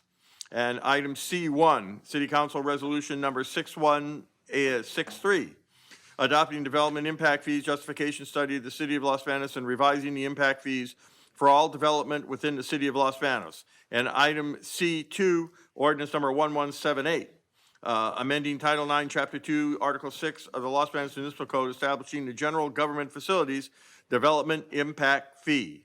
So let's see, Director Fachin, do you want to speak with the continuance from December 4th? Yes, thank you. Yeah, tonight we're recommending the City Council receive the staff report, which will include a presentation from our consultant DTA, open the public hearing, receive public comment, input, close the public hearing, and adopt the resolution number 6163, which pertains to the development impact fee justification study, as previously read. And the second item would be to waive the first reading and to introduce ordinance number 1178 by title. In this ordinance, the requirement of this ordinance, so we're combining three fees, I believe it's 3 fees into one, and we're calling it a general government facilities development impact fee. So we have to do that by ordinance in order to put that fee in the record. Okay. Real quick before I turn over to DTA, these development fees are placed on land required for their approval. They're typically justified as an offset to the future impact that development will have on existing infrastructure. Must be roughly proportional to the impact of the project. The last study that was done was actually in 2006, and the last CPI index was done in the end of 2009. One thing to note, we have worked really hard on this. Obviously, you can see it's over a 2-year process. And one of the very active stakeholders was the Building Industry Association of the Greater Valley, also known as the BIA. And we do have a letter of support from their chief executive officer, Mr. John Beckman. I'd like to introduce Nathan Perez, and Valerie Merklin is here also. Hi, Valerie. And they will give a presentation on the actual development impact fee justification study that they did for us. Welcome. Fantastic. Do you need a laptop or the? As long as it's up here, I will not. Okay. Oh, we have to wait till it comes up. Okay. Well, good evening, Mayor, council members. Great to be here. I've spent a good bit of time in Los Banos over the last 2 years. Conference Room A, the community center, Chili's. So it's nice to be here tonight to approve and to bake in the goodness and get this done. So my name is Nathan Perez. I'm a managing director with DTA. I'm a recovering attorney, but I specialize in public finance. I do development impact fee studies, user fee studies, special districts, community facilities districts, assessment districts, municipal bonds related to those, and the administration of all of the above. So very active in the Central Valley, really all the way up through North State as well. So I will kick off. So, and really quick, because I heard the discussion, I love the PBID downtown. I sit on the board of my PBID in downtown in Willow Glen, San Jose. I think it's a really rewarding experience. So good for you guys. That's actually how I met Valerie. So who's now on staff. So it's been I think it's a fantastic opportunity for the city, so very cool. Back on topic. So what I'd like to discuss tonight, a little bit about the process. The needs list is sort of code for dollars. We're creating a fee, so a fee is a sort of a simple division, maybe not so simple division of dollars divided by a demographic profile. So we're going to talk about dollars. We're going to talk about demographics. We're going to talk a little bit about methodologies and sort of any unique elements we layered in for any of the specific fees, because we're covering about 6 or 7 different fees. We're going to cover existing fees. We're going to cover proposed fees. Folks like to know where they've been. Folks like to know where they're going. Folks like to know where their neighbors are. It's a very, very important element of this. And then we're going to provide a little bit of background on the detailed stakeholder outreach that we've done that got us here tonight. Really, really detailed, really highly collaborative. So a little bit of background, as Mark noted, so I will sort of go through some of this a little bit quickly. 2006, last CPI increase was in 2009. Obviously, the world changed in 2007, 2008. So not uncommon, and I want to stress that. We've seen a lot of updates right before the Great Recession, so you sort of wait about 10 years. So right now, it's been a very active time in this space. As Mark discussed, we are looking to sort of develop a fee for new development to offset their impact on existing infrastructure. There needs to be some rough proportionality. There needs to be some nexus between the fee and the land use. Your current fees are roughly about $24,500 per single family home. And that's a combination of all the existing fees. Currently about 10 of them, we are combining 3 of them into a little bit more of a streamlined general government fee. I believe right now you have a corporate yard fee, a city hall fee, and sort of a general fee. We've collapsed all of those into a sort of a more general government fee, just because to have one $700 fee versus 3 $250 fees, it'll give you a little bit more flexibility in how you use it. We'll go through this. DTA, we've done about 400 of them. I project managed now over 100 of them. My background as an attorney is very, very helpful in this space. This can be highly litigious, not here, but it can be in other communities. So that's why we work so hard to do this collaboratively. So this is a little bit hard for me to read, but a little bit of the overview. Needs list, that's where we're trying to identify the dollars. We're trying to identify what you're trying to build over the next 20 years. And really what's water, sewer, traffic, parks and rec, general government, fire and police, of course, not in any of those orders. That it can be whatever you want. And we're trying to identify facilities and the 2019 dollars there. The demographic profile is sort of the denominator. We're dividing those costs by a demographic profile. And that demographic profile here, as required by law, is the new development in your community. And I'm going to show you some demographics, but we think Los Banos is generally growing by about 1.8%. Projected. I think the MCAG folks left. They would probably know. Maybe over the next 20 years. That means in about 20 years, new development will account for about 30% versus where you are now. So about a 30% bump to both your housing stock and your population. We are very, very conservative in that population growth projection. That is a very quick and easy way to sort of distort these studies and inflate these studies. But, you pick 2 or 3%. That's a big difference than saying 1.8% when you have compound interest over 20 years. That's pretty conservative. Talk about methodologies and the proposed fees. So this graph, this is actually a really, really amazing flow chart. You can't read it. I encourage you to take a look at it and maybe just use it. And if you guys have any questions in the future, just reach out. You can sort of cite yourself on any one of the gray diamonds, and I know it's impossible to read, it's especially from here, but it sort of shows the process, how we reach out to the stakeholder community and how we got here. We figure out infrastructure, we figure out demographics, we figure out if we're curing an existing deficiency. The law that we're operating under doesn't allow us to cure existing deficiencies. We're focused on the future infrastructure. So that needs to be evaluated. If we have gaps in financing, we need to really evaluate ways to pay for those. And so we need to think about other opportunities and other options in the future. And hopefully we all end at sort of the larger box at the bottom, which is adopting an updated impact fee study. So maybe if someone's feeling academic one evening, they can go through that. Here's our needs list. This is our dollars. I'm sorry this is so small. I think really what we're trying to prove here is we came up with about $775 million in need and infrastructure over a 20-year horizon. We accounted for grants. We accounted for offsetting revenues. We accounted for in-kind contributions, which might be, say, a storm drainage basin within a particular development. If the developer is required to build that, we're not going to include that cost in the storm drain fee because that would be a double dip. So we've backed that out, and we've backed that out across a lot of different categories. So you're going from about 775 million to 438 million. This is why I have my laptop open.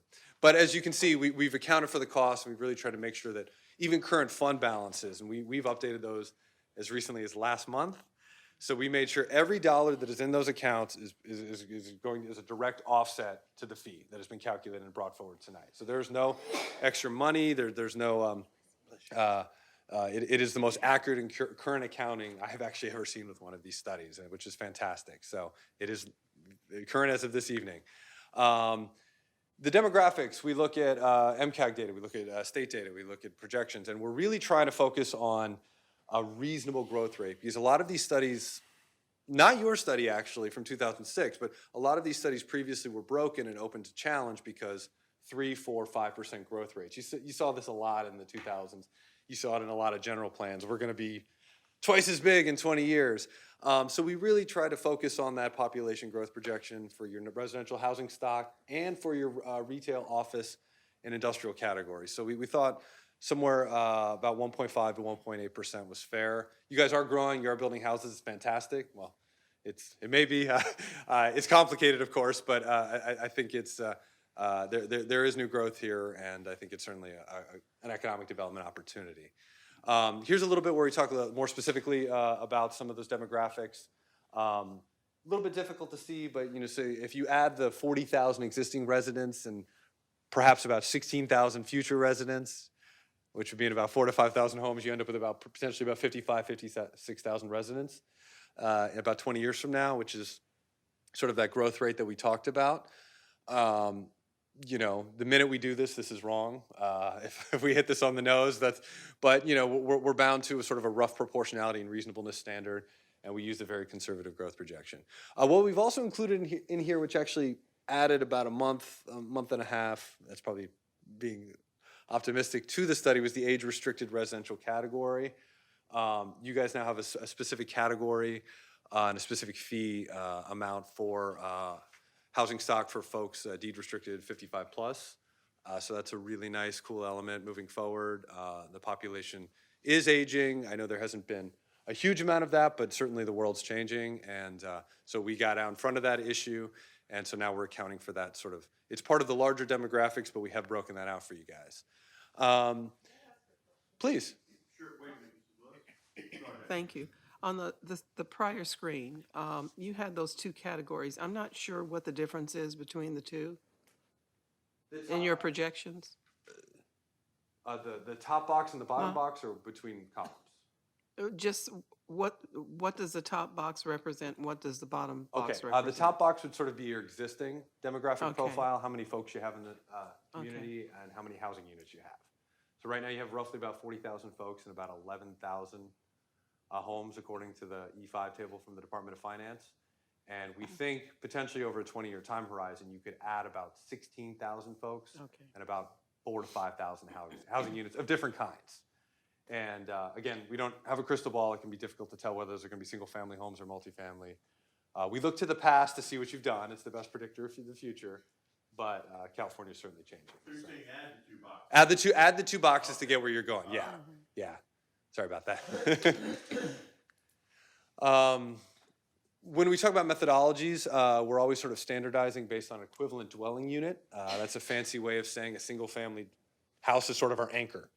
If we set a fee, that's 100%. And then we relate other fees, multifamily, age-restricted, retail, to that anchor, to that 1.00. So, a townhome or a condo may be 80% of that single-family dwelling due to the various methodologies we use for the fee categories. So that way we can sort of equate value, equate benefit, and equalize your housing stock more broadly when we're looking at your facilities. So it's a little bit different. We have different tools in the toolkit. For traffic, a lot of times we'll look at trip ends. For parks, we'll look at acres per 1,000 persons.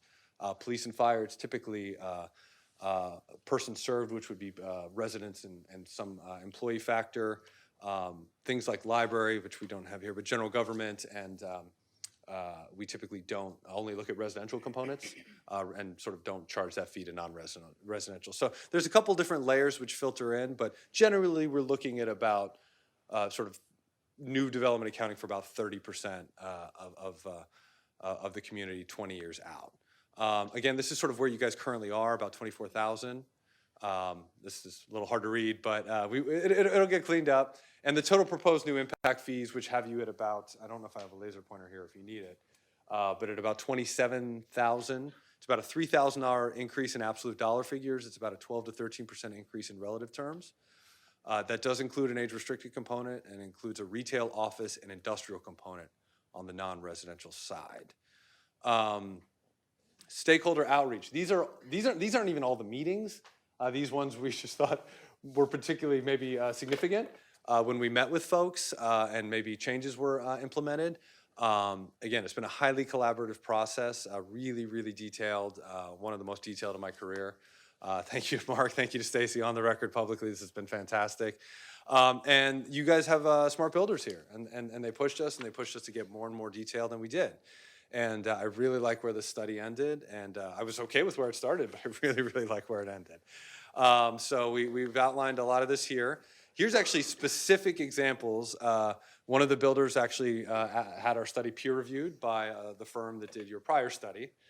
And very, very positive feedback. And they would say that if they were here. You don't have to take my word for it. But we immediately implemented 8 of the 10 recommendations from the Goodwin Consulting Group.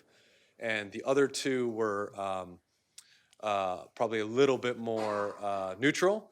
And we came to some agreements on both of those. We added an age-restricted land use category. We've continued to refine police and animal shelter assessments. You guys were lucky enough to get a regional fire grant. Midway through the process, we had to update our numbers to include that. So this has been really current. These aren't this current when this happens. And that's why there's so many meetings, because you get a grant, the numbers get updated, and it changes every single number throughout that really long 80-page report. And so that's why we've been coming back, because it's been the most current we could provide.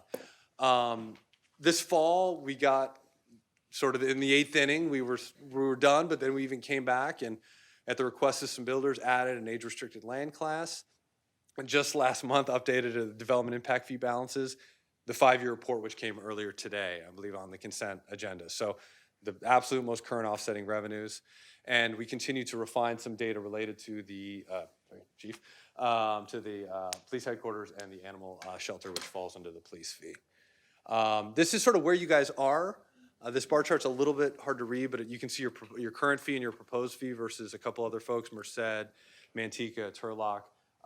As you guys know, I travel around a lot. I spend a lot of time on the 152 and the 99. Los Banos is pretty unique with where it's situated. Coming up with comps is a little, is it Gilroy Morgan Hill on one end and sort of Manteca and Merced on the other. But so we tried to provide it all. Merced is currently undergoing an update. And Manteca is currently undergoing an update, and I know because I'm doing it. So those numbers will change a little bit as well. So this doesn't drive the bus. The tail doesn't wag the dog. We don't look at this and fix it, but it is important at the end of the day to sort of understand how your fees align with your neighbors, because the building community is interested in it, and it is important. You go please. back to that. Yeah, sorry. Sure, go ahead. Just to help me understand, in general, why are assessment fees higher in some areas than they are in others? Typically, it would be the cost of the underlying infrastructure, which is oftentimes a function of the value of the land. Sometimes it's staff costs that go into a value, but a lot of times we're talking about the cost per acre. And in a place, I live in Santa Clara County. When we're doing a park study, we just concluded one for the city of Campbell. Their park valuation was $3.8 million an acre. Their council was upset because Los Gatos was saying theirs was $10 million an acre. In Los Banos, it might be $200,000 an acre. And so there's just some distortions that happen with those land costs, which underlie any major infrastructure item that you're building. And then in addition, there are some cost escalating factors related to prevailing wage and the construction cost index in various regions. It does Not as much on the land side, but it does cost more to pay someone to construct infrastructure in Santa Clara County than it might in Merced County. Okay. All right, thank you. Thank you. Patterson, is that high? Yes, yes. higher Well, than there are some that are sort of disrupt the mean, if you will. We just included them. I'm sure the Building Industry Association isn't particularly pleased with that, but there may be a specific reason about that. Some communities, this can be very difficult to equalize because some folks may throw in their water and sewer fee. There may be like a regional traffic fee that gets thrown in. You know, these are just city fees, and sometimes what different cities provide different services. So let me ask staff, I mean, looking at all these statistics, and I'm looking, the only one that's cheaper than we are would be the city of Manteca. And is the proposed is going to cover our needs of what, of what we think? Yeah, and another thing that I believe Nathan kind of left out is this is based on the needs of that city. So the needs in our particular cases, we're in a different spot than other cities. We're building a new police station. We have chromium 6 issues that made the water go up. Yeah, when we looked at this, through the last 2 years, we think that this covers our needs list. That needs list may change next time we do our study, and then it'll be updated. But at the current needs list, this amount seems to adequately cover it. And that's a great point. I would recommend, and it's sort of shameless as a consultant, but revisiting these, every 5 years instead of sort of every 10 or 13 years. I think that helps with that.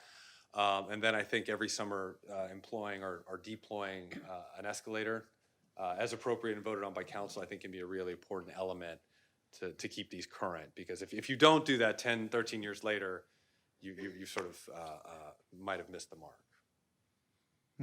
Question, Mayor? Sure, go ahead. So we would address this about every 5 years, is that correct? That would be my As far as recommendation. the fee study, and then on an annual basis, we wouldn't touch it. It would stay the same for 1 to 5 years. You can escalate it. Or we can every escalate seven it, so years. to try to keep up with CPI and all that. Okay. Thank you.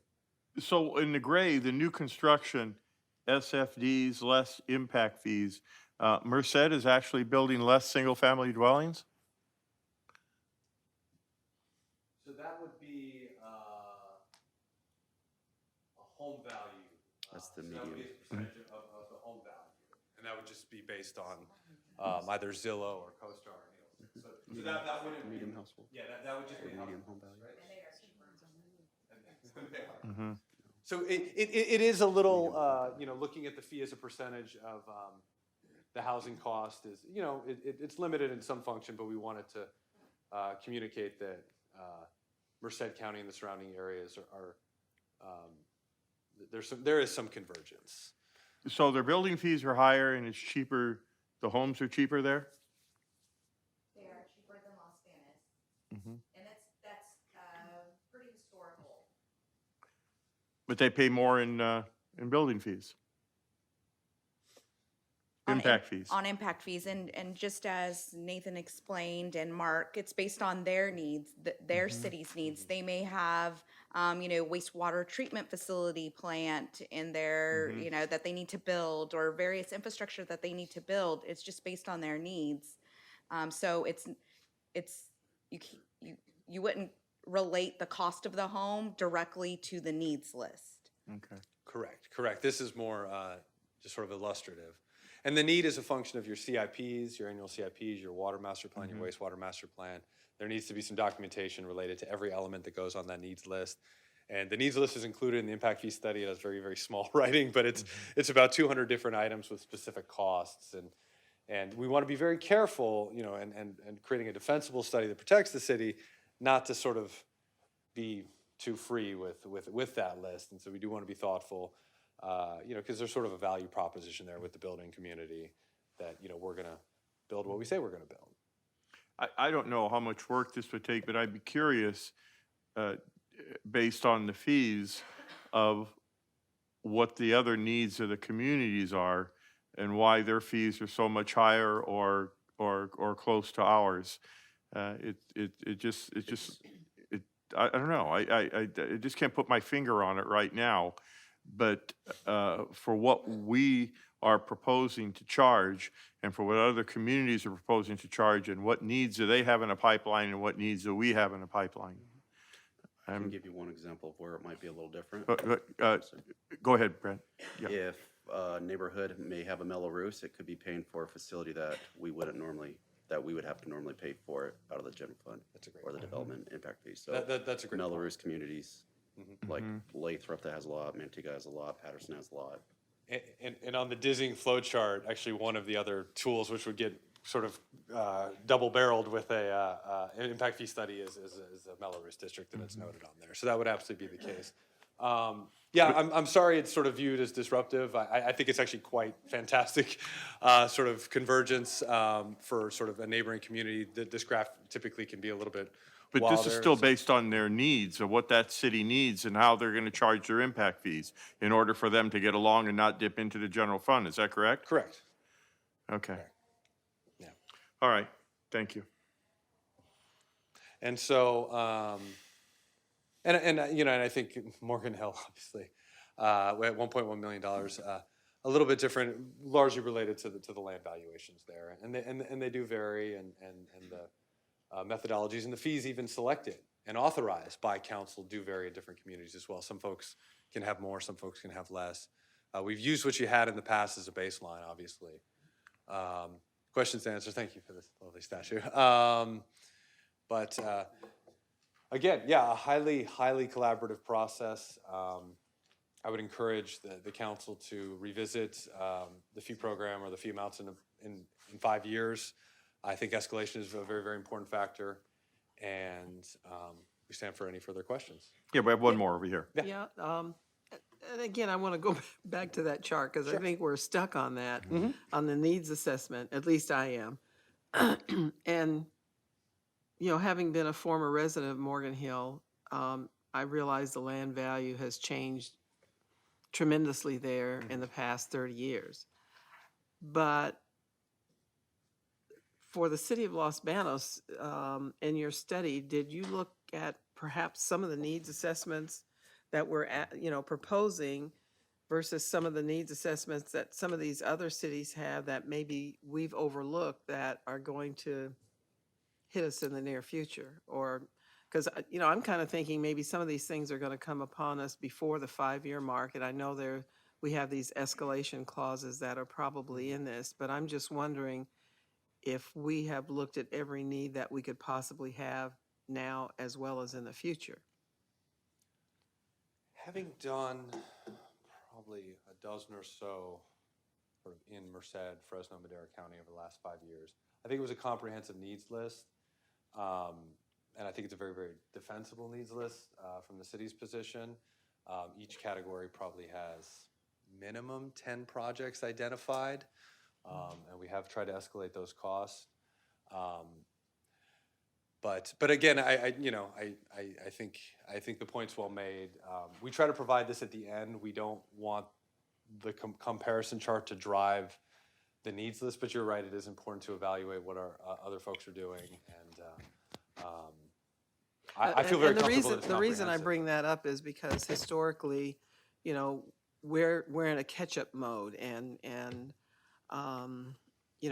my goal is hopefully to see our city maybe be more progressive as we begin to try to attract businesses down here, such as, Morgan Hill. When I left there, they were in the beginning stages of bringing a lot of high tech down there. It wasn't like it is now, but it was the beginning. And so I don't know if those kinds of things are taken into consideration when you're looking at the needs assessment. I think, Mark, on the water and wastewater, I think we were very progressive. Well, what we used the master plans that we had done several years ago, that you see the capital improvement plans based on that for the utilities. But something like, we're looking at well 16 now with a 3 million gallon tank. That will take 2.5 to 3 years to build. So we'll be 60% through the 5-year span before that one big improvement's built. I think as far as the master plans, it's very much covered very well by our master plans. That's how come you see these projects downtown and all. Now, The chromium, we stuck a number from a very preliminary study in there, and everyone seemed to be okay with it because it's a very preliminary study. Definitely in 5, 7 years, we'll have a more definitive number, whether it's high or low, we're not sure. We do have like a service plant that we're starting to put in there, and we have a number for that. That's very good. Now, in the traffic did make a jump down because the biggest elements in the traffic were the interchanges off the Los Banos bypass. We were gonna fund a lot of that. We took those off because there's no justification that that's gonna be done, and that was millions and millions of dollars for that phase of the project. So that changed that a lot, because when developers come in, what they're responsible for is their local streets, and they just pay those out. Okay, and then the maintenance is not part of this. They just pay those out, and then if they add on to an arterial, then this fee will help with that part of it. So the traffic fee isn't as high as it used to be, mainly because a large part of it got taken out.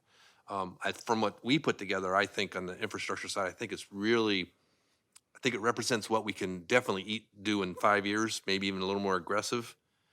But I would definitely recommend don't wait 10 years next time, because it's a moving target, and we don't want to get behind the ball anymore at 5 years. That's what I would. And recommend. unfortunately, as you can see, it's an 80-page report with a lot of numbers and a lot of infrastructure items, probably 1,000 inputs. It's a snapshot, and that's why even the development of the new balances, which we received in December, it's sort of constantly changing. And so if you took a slightly different snapshot a month from now, perhaps it would be slightly different, incrementally different. But I know we included Fire Station 3, Fire Station 4, a really good chunk of replacement of vehicles, pumper trucks, things like that. Police headquarters, animal control, rolling stock vehicle replacements for police. The park fee, I think, is in excellent shape for really redevelopment of a lot of park fee. The traffic fee, I think, is really a great point, because that was such a large line item in the 2006 study. But should that be revisited? I mean, absolutely. I think that would merit re-inclusion and reanalysis. Let's say sometimes, like 5 years from now, maybe, I can always be positive that the bypass is going to be in, and those interchanges actually add to this, go back to the traffic fee. You'll see the whole, instead of 24, was it 27,000? This will be up to 33. That's how much those interchanges amount to. But if you don't have something in the pipeline, you can't justify it. So we took it out. So things like, wanting to bring in more bike lanes, different type of bike lanes within our community for access, those things were taken into consideration as well in this fee, or is that just a whole different project altogether? It's taken into account in the arterial and collector streets that are in the fee, because it's part of the development there. Anything that's just a bike fee by itself is not taken into account. Okay. Could someone send me Patterson's need list? I'm stuck on that. Can I say something? I think one of the major differences, and Nathan said it a couple times, is, and we had it on item E for the, sorry, I'm losing my voice. Item E for the consent agenda are the balances that we have. And because we don't do a side-by-side comparison with other cities, we don't know what they have in their balances. We don't know if it's something that they had existing already and have been collecting money for years, like we have in some of these items. Police station, for one example, that we carried a balance forward, and so it's gonna make that fee less. So they may be in the hole? It might not have existed before, and it might be something new that they're doing in their current study. Therefore, the comparison's not there. So it's not, like he said, it's not right to compare, do a And Measure P, side-by-side right? comparison. Yeah. Measure P is an example of an offset that specifically finances. Yes, Measure H. We got all these different offsets that we have that somebody else may not have. I mean, Measure And- P, Measure P, Measure H, the recently received grant for the regional You fire guys are doing stuff. station. And you get Yeah, infrastructure built. and that's so- why he said we're up to date. Most communities take a snapshot of where they are when they start this, and they just go forward. We have kept it up to date. We've added everything. We've increased. We might have had a number that we budgeted for impact fees, but we were coming in a little bit higher, so we updated Nathan. We gave him those numbers, and it changes the fees. Ours are really tight and really close, and it's because of all the communication and all the meetings that they've had with the stakeholders. And one other thing that happens too on the infrastructure side, we've had some really good projects that have come under budget, And so the fee is collected based on the budgetary number, and that extra has to be distributed into the new needs list. So we actually are getting more, that capital has to go in, you just can't accumulate it. So over the last 5 years, I'd say 80% of the capital projects that we've done, including the pump state, the big $6 million pump station at the sewer plant, all the utilities that you see in town have all come under budget. Even if you add the contingency to them, they're under budget. We had some good prices. So if it was 20% under what we budgeted through the master plans, that 20% is still sitting in the fund, and that goes to offset the new needs list. So that's a very positive thing, actually. So for Patterson to survive, they're saying they need $43,000 per house? To offset the impacts of new development, and I'm recalling the Patterson data, I believe a lot of that's transportation oriented. let me related take to a- those logistics sites, perhaps. Let me take a crack at that. I'm not sure it's what Patterson needs to survive. It's what Patterson needs to construct the projects in their impact fee program. And our needs list is different than theirs. So I think that's what drives the amount of the fee. And what new development is responsible for? Because you have to take into consideration also all the demographics that Nathan is referring to. Theirs aren't going to be the same as ours. So the calculation on what new development might be responsible for might be higher than what they are here. The impact is not necessarily the same from community to community. Yeah, to be clear, you guys are probably actually going to collect a lot more money because of building permit activity. The fewer homes, you can actually end up with a scenario where you actually are charging more per fee, more per home, but collecting less money. So I think the large projected growth, potential growth in the housing stock is significant. But I think the highway, the bypass is very significant. You add an $80 million interchange, your traffic fee goes up $12,000. And so, that can be very disruptive to some of these numbers. But I just love to know some of the differences just for my own edification, that's all. So, help me to understand, because I'm not a mathematician by any stretch of the imagination. Just take, for instance, if we have $20 million in a particular category and you're collecting fees for that category, that $20 million has to be taken into consideration when you're budgeting? You can't bank that money and... not under the law. Okay, all right. That answers that.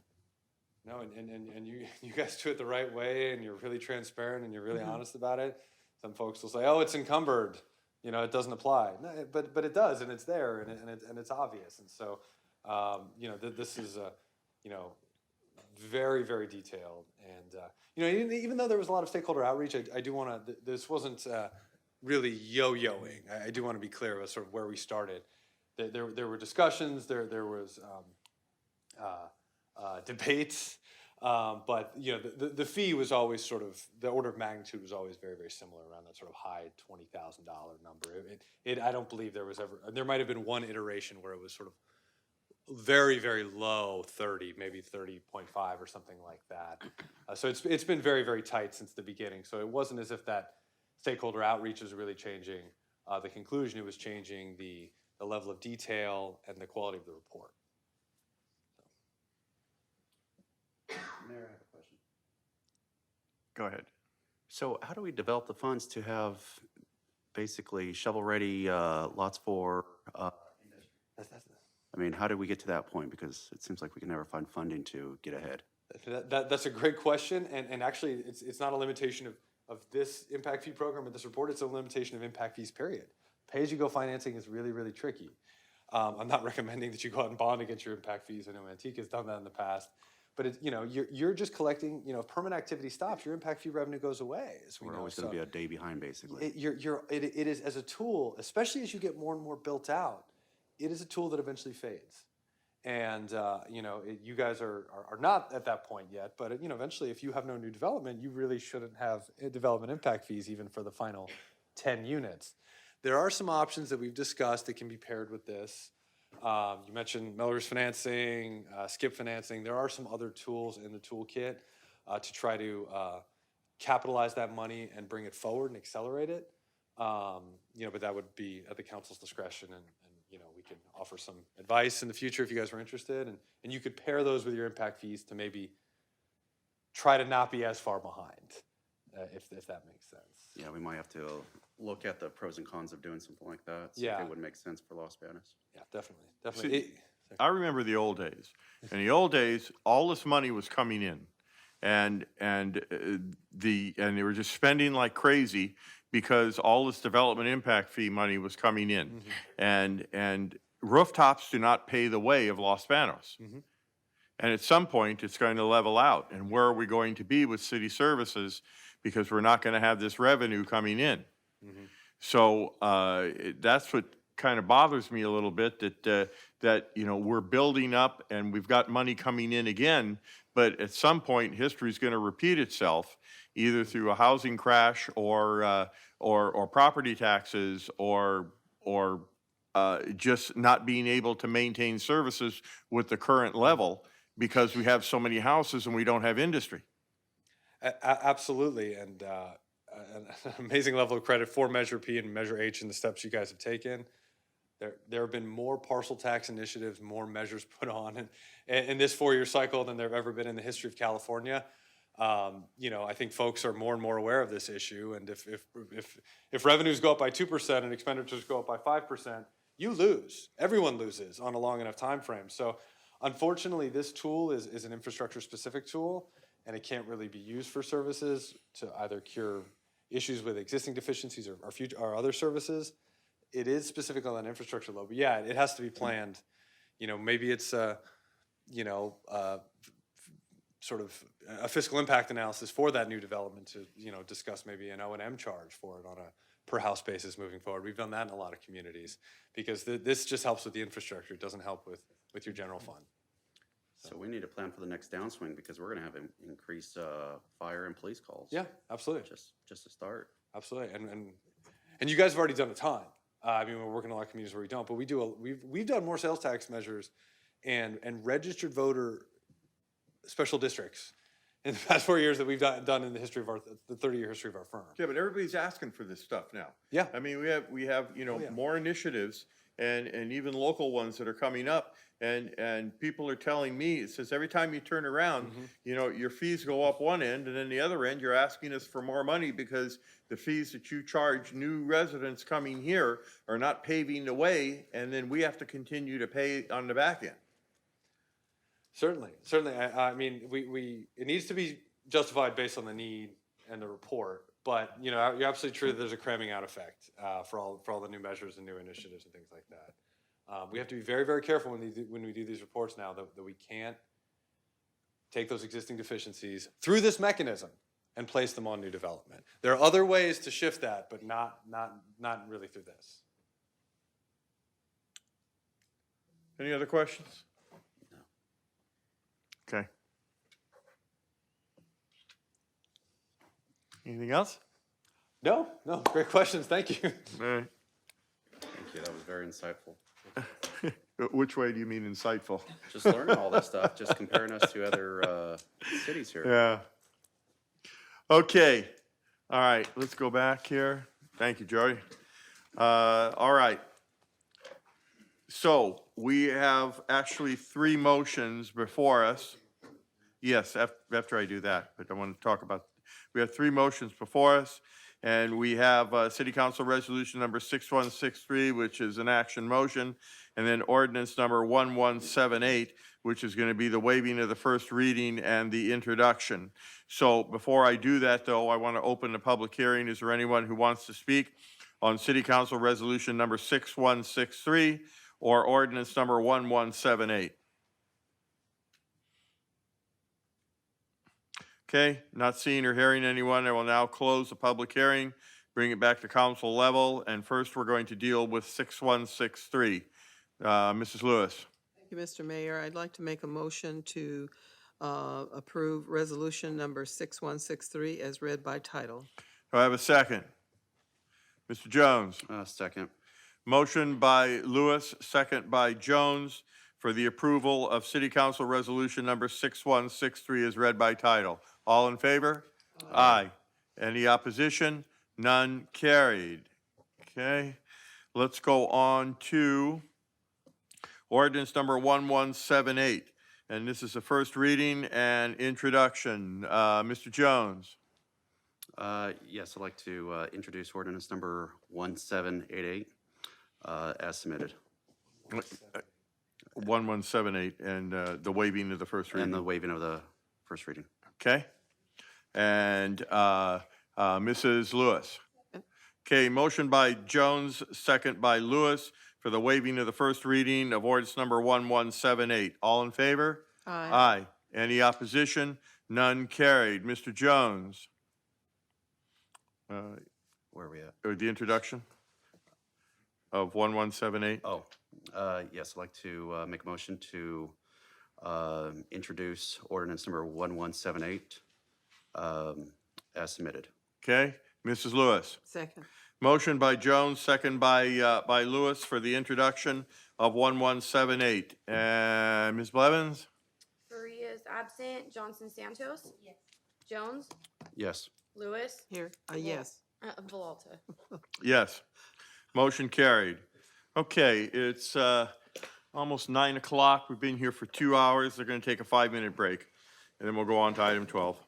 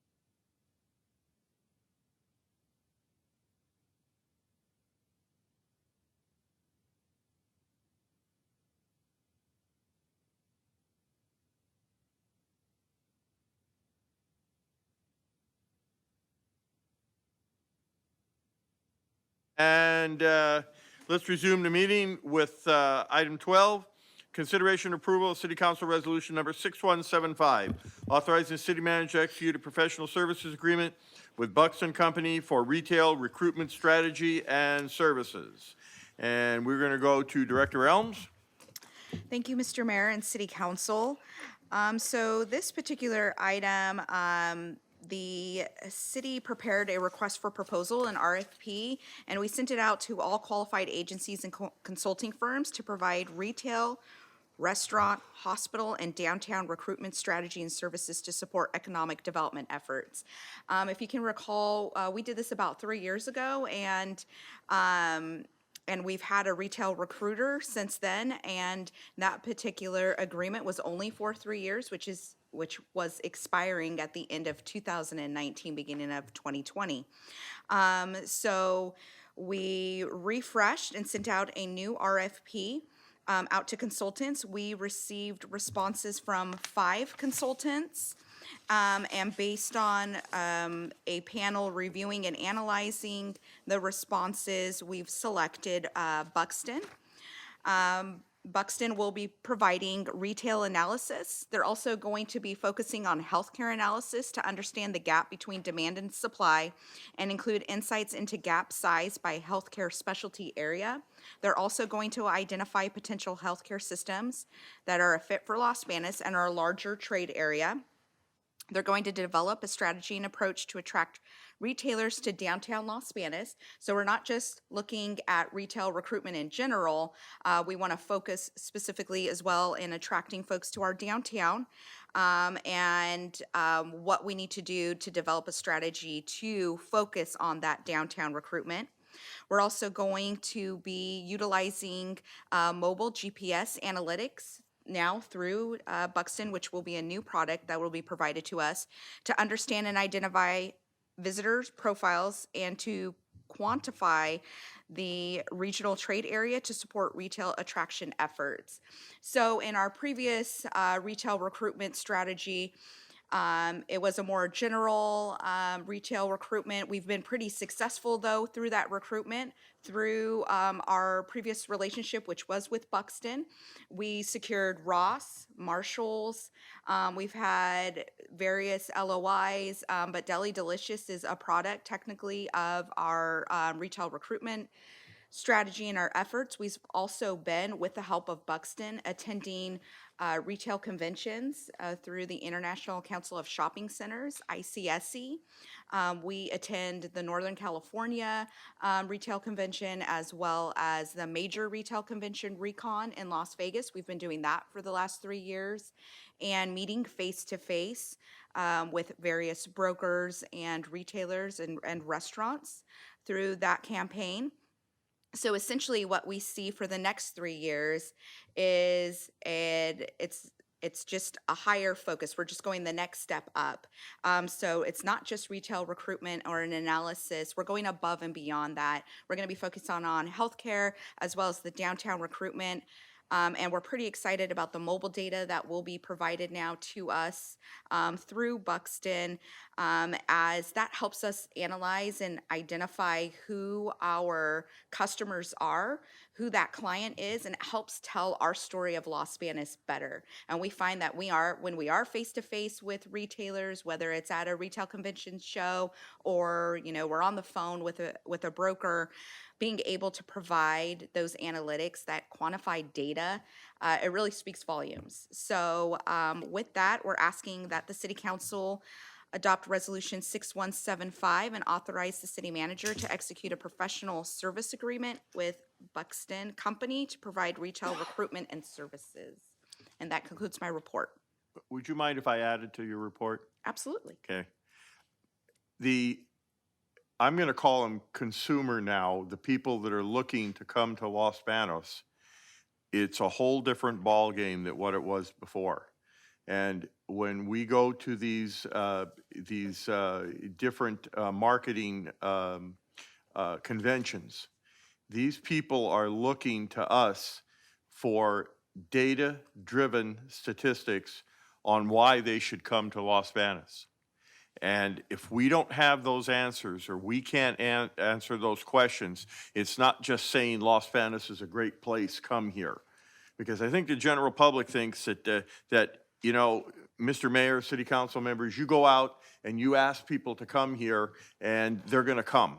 Well, that's not true, and that's never been true. And now it's even so data-driven that these people want to know the traffic patterns of the people buying in Los Banos.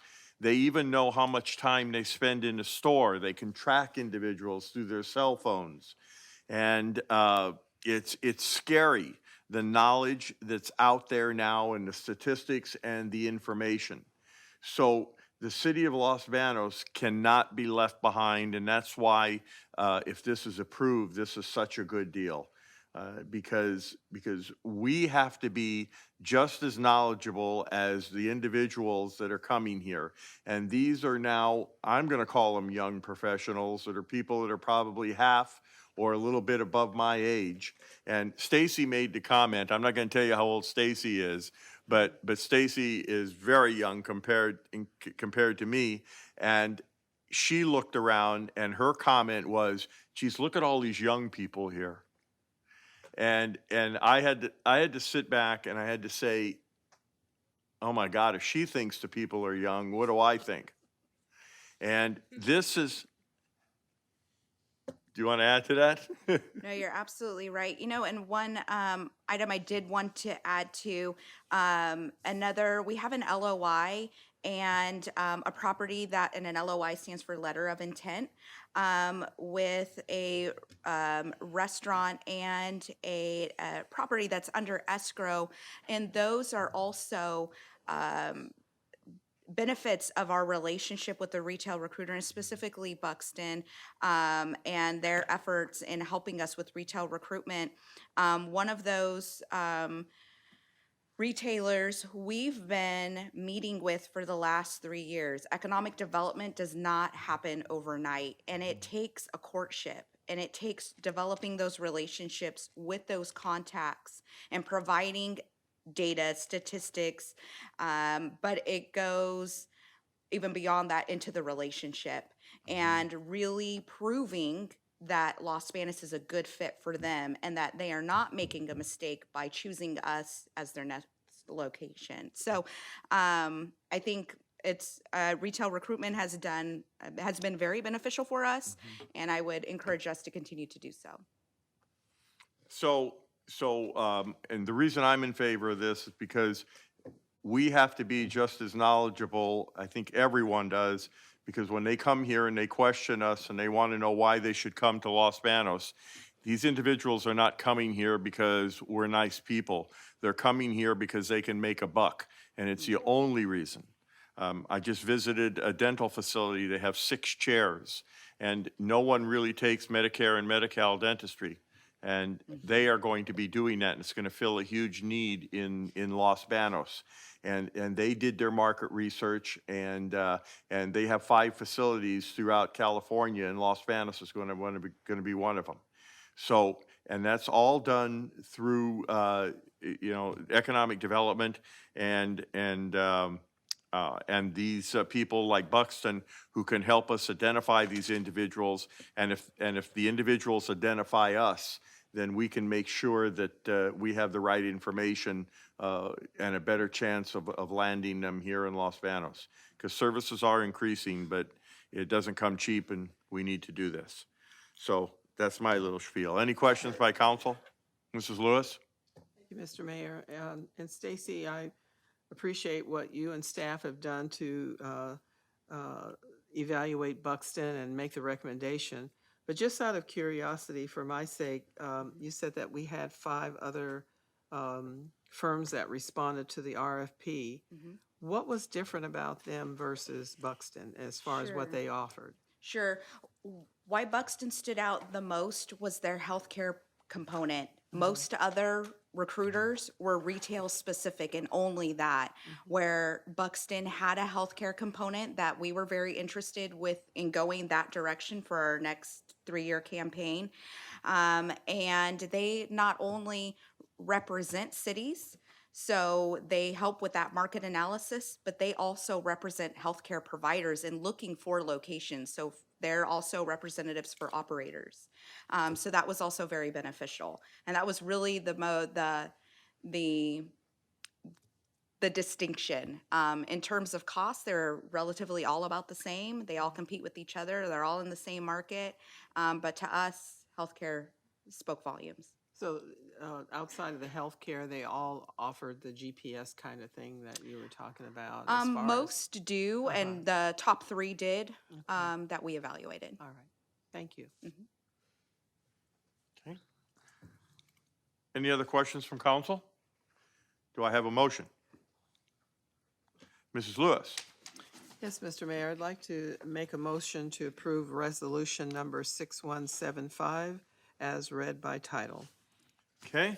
Mrs. Santos. Second. Okay, motion by Lewis, second by Santos to approve City Council Resolution number 6175. All in favor? Aye. Any opposition? None. Carried. Fantastic. Okay, let's go on to item 13, advisement of public notices, no report. Item 14, city manager, Mr. Terrazas. Thank you, Mayor. We had our first Parks Master Plan Community Workshop last week. I was very encouraged by the turnout.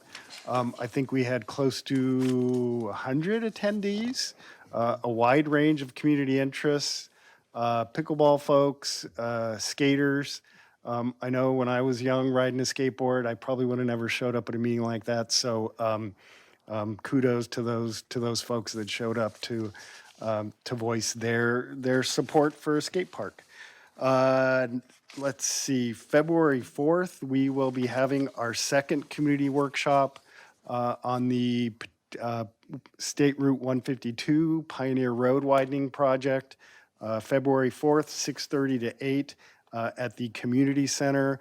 The consultant will be presenting some alternatives related to Pioneer Road. So folks who are interested in that, please attend.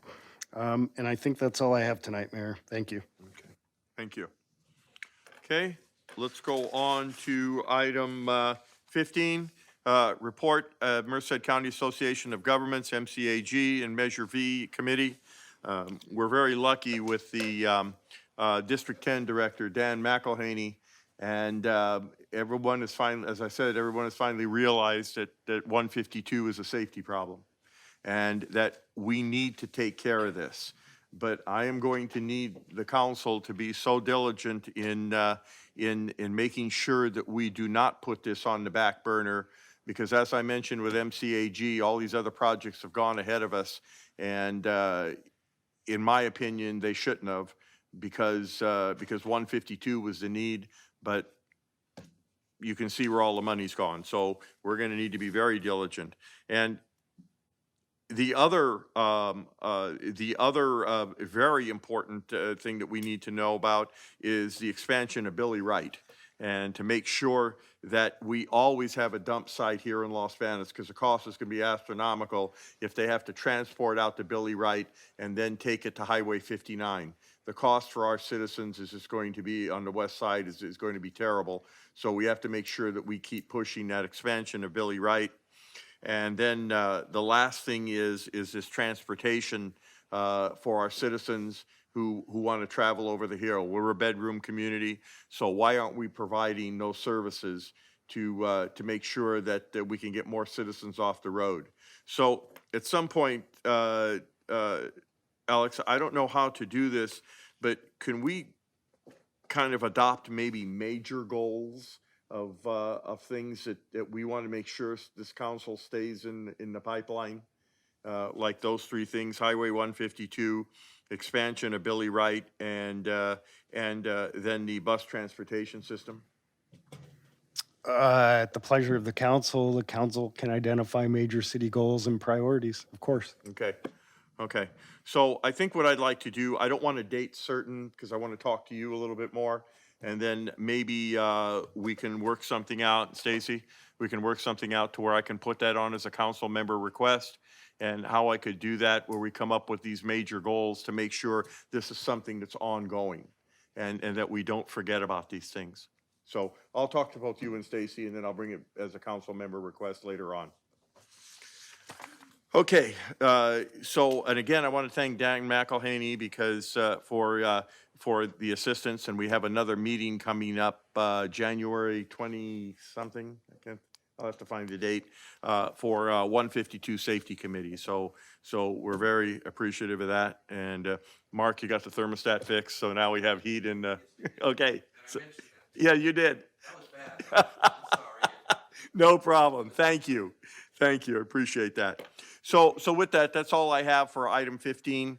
And if not any questions, I will go on to item 16, City Council member reports. And tonight we'll start with Mrs. Lewis. Yes, go ahead. First of all, I'd like to congratulate Councilman Brett Jones for being appointed as our new Mayor Pro Tem, and I'm sure he will do a very good serviceable job for our mayor this year. I don't have any specific reports, but I do have a request, and that is in regards to our One Voice. I kind of made this request unofficially in the past, but I know we had a season there a few years ago where we had a delegate that was supposed to go, and that delegate couldn't make it for some reason, and there was no alternative chosen.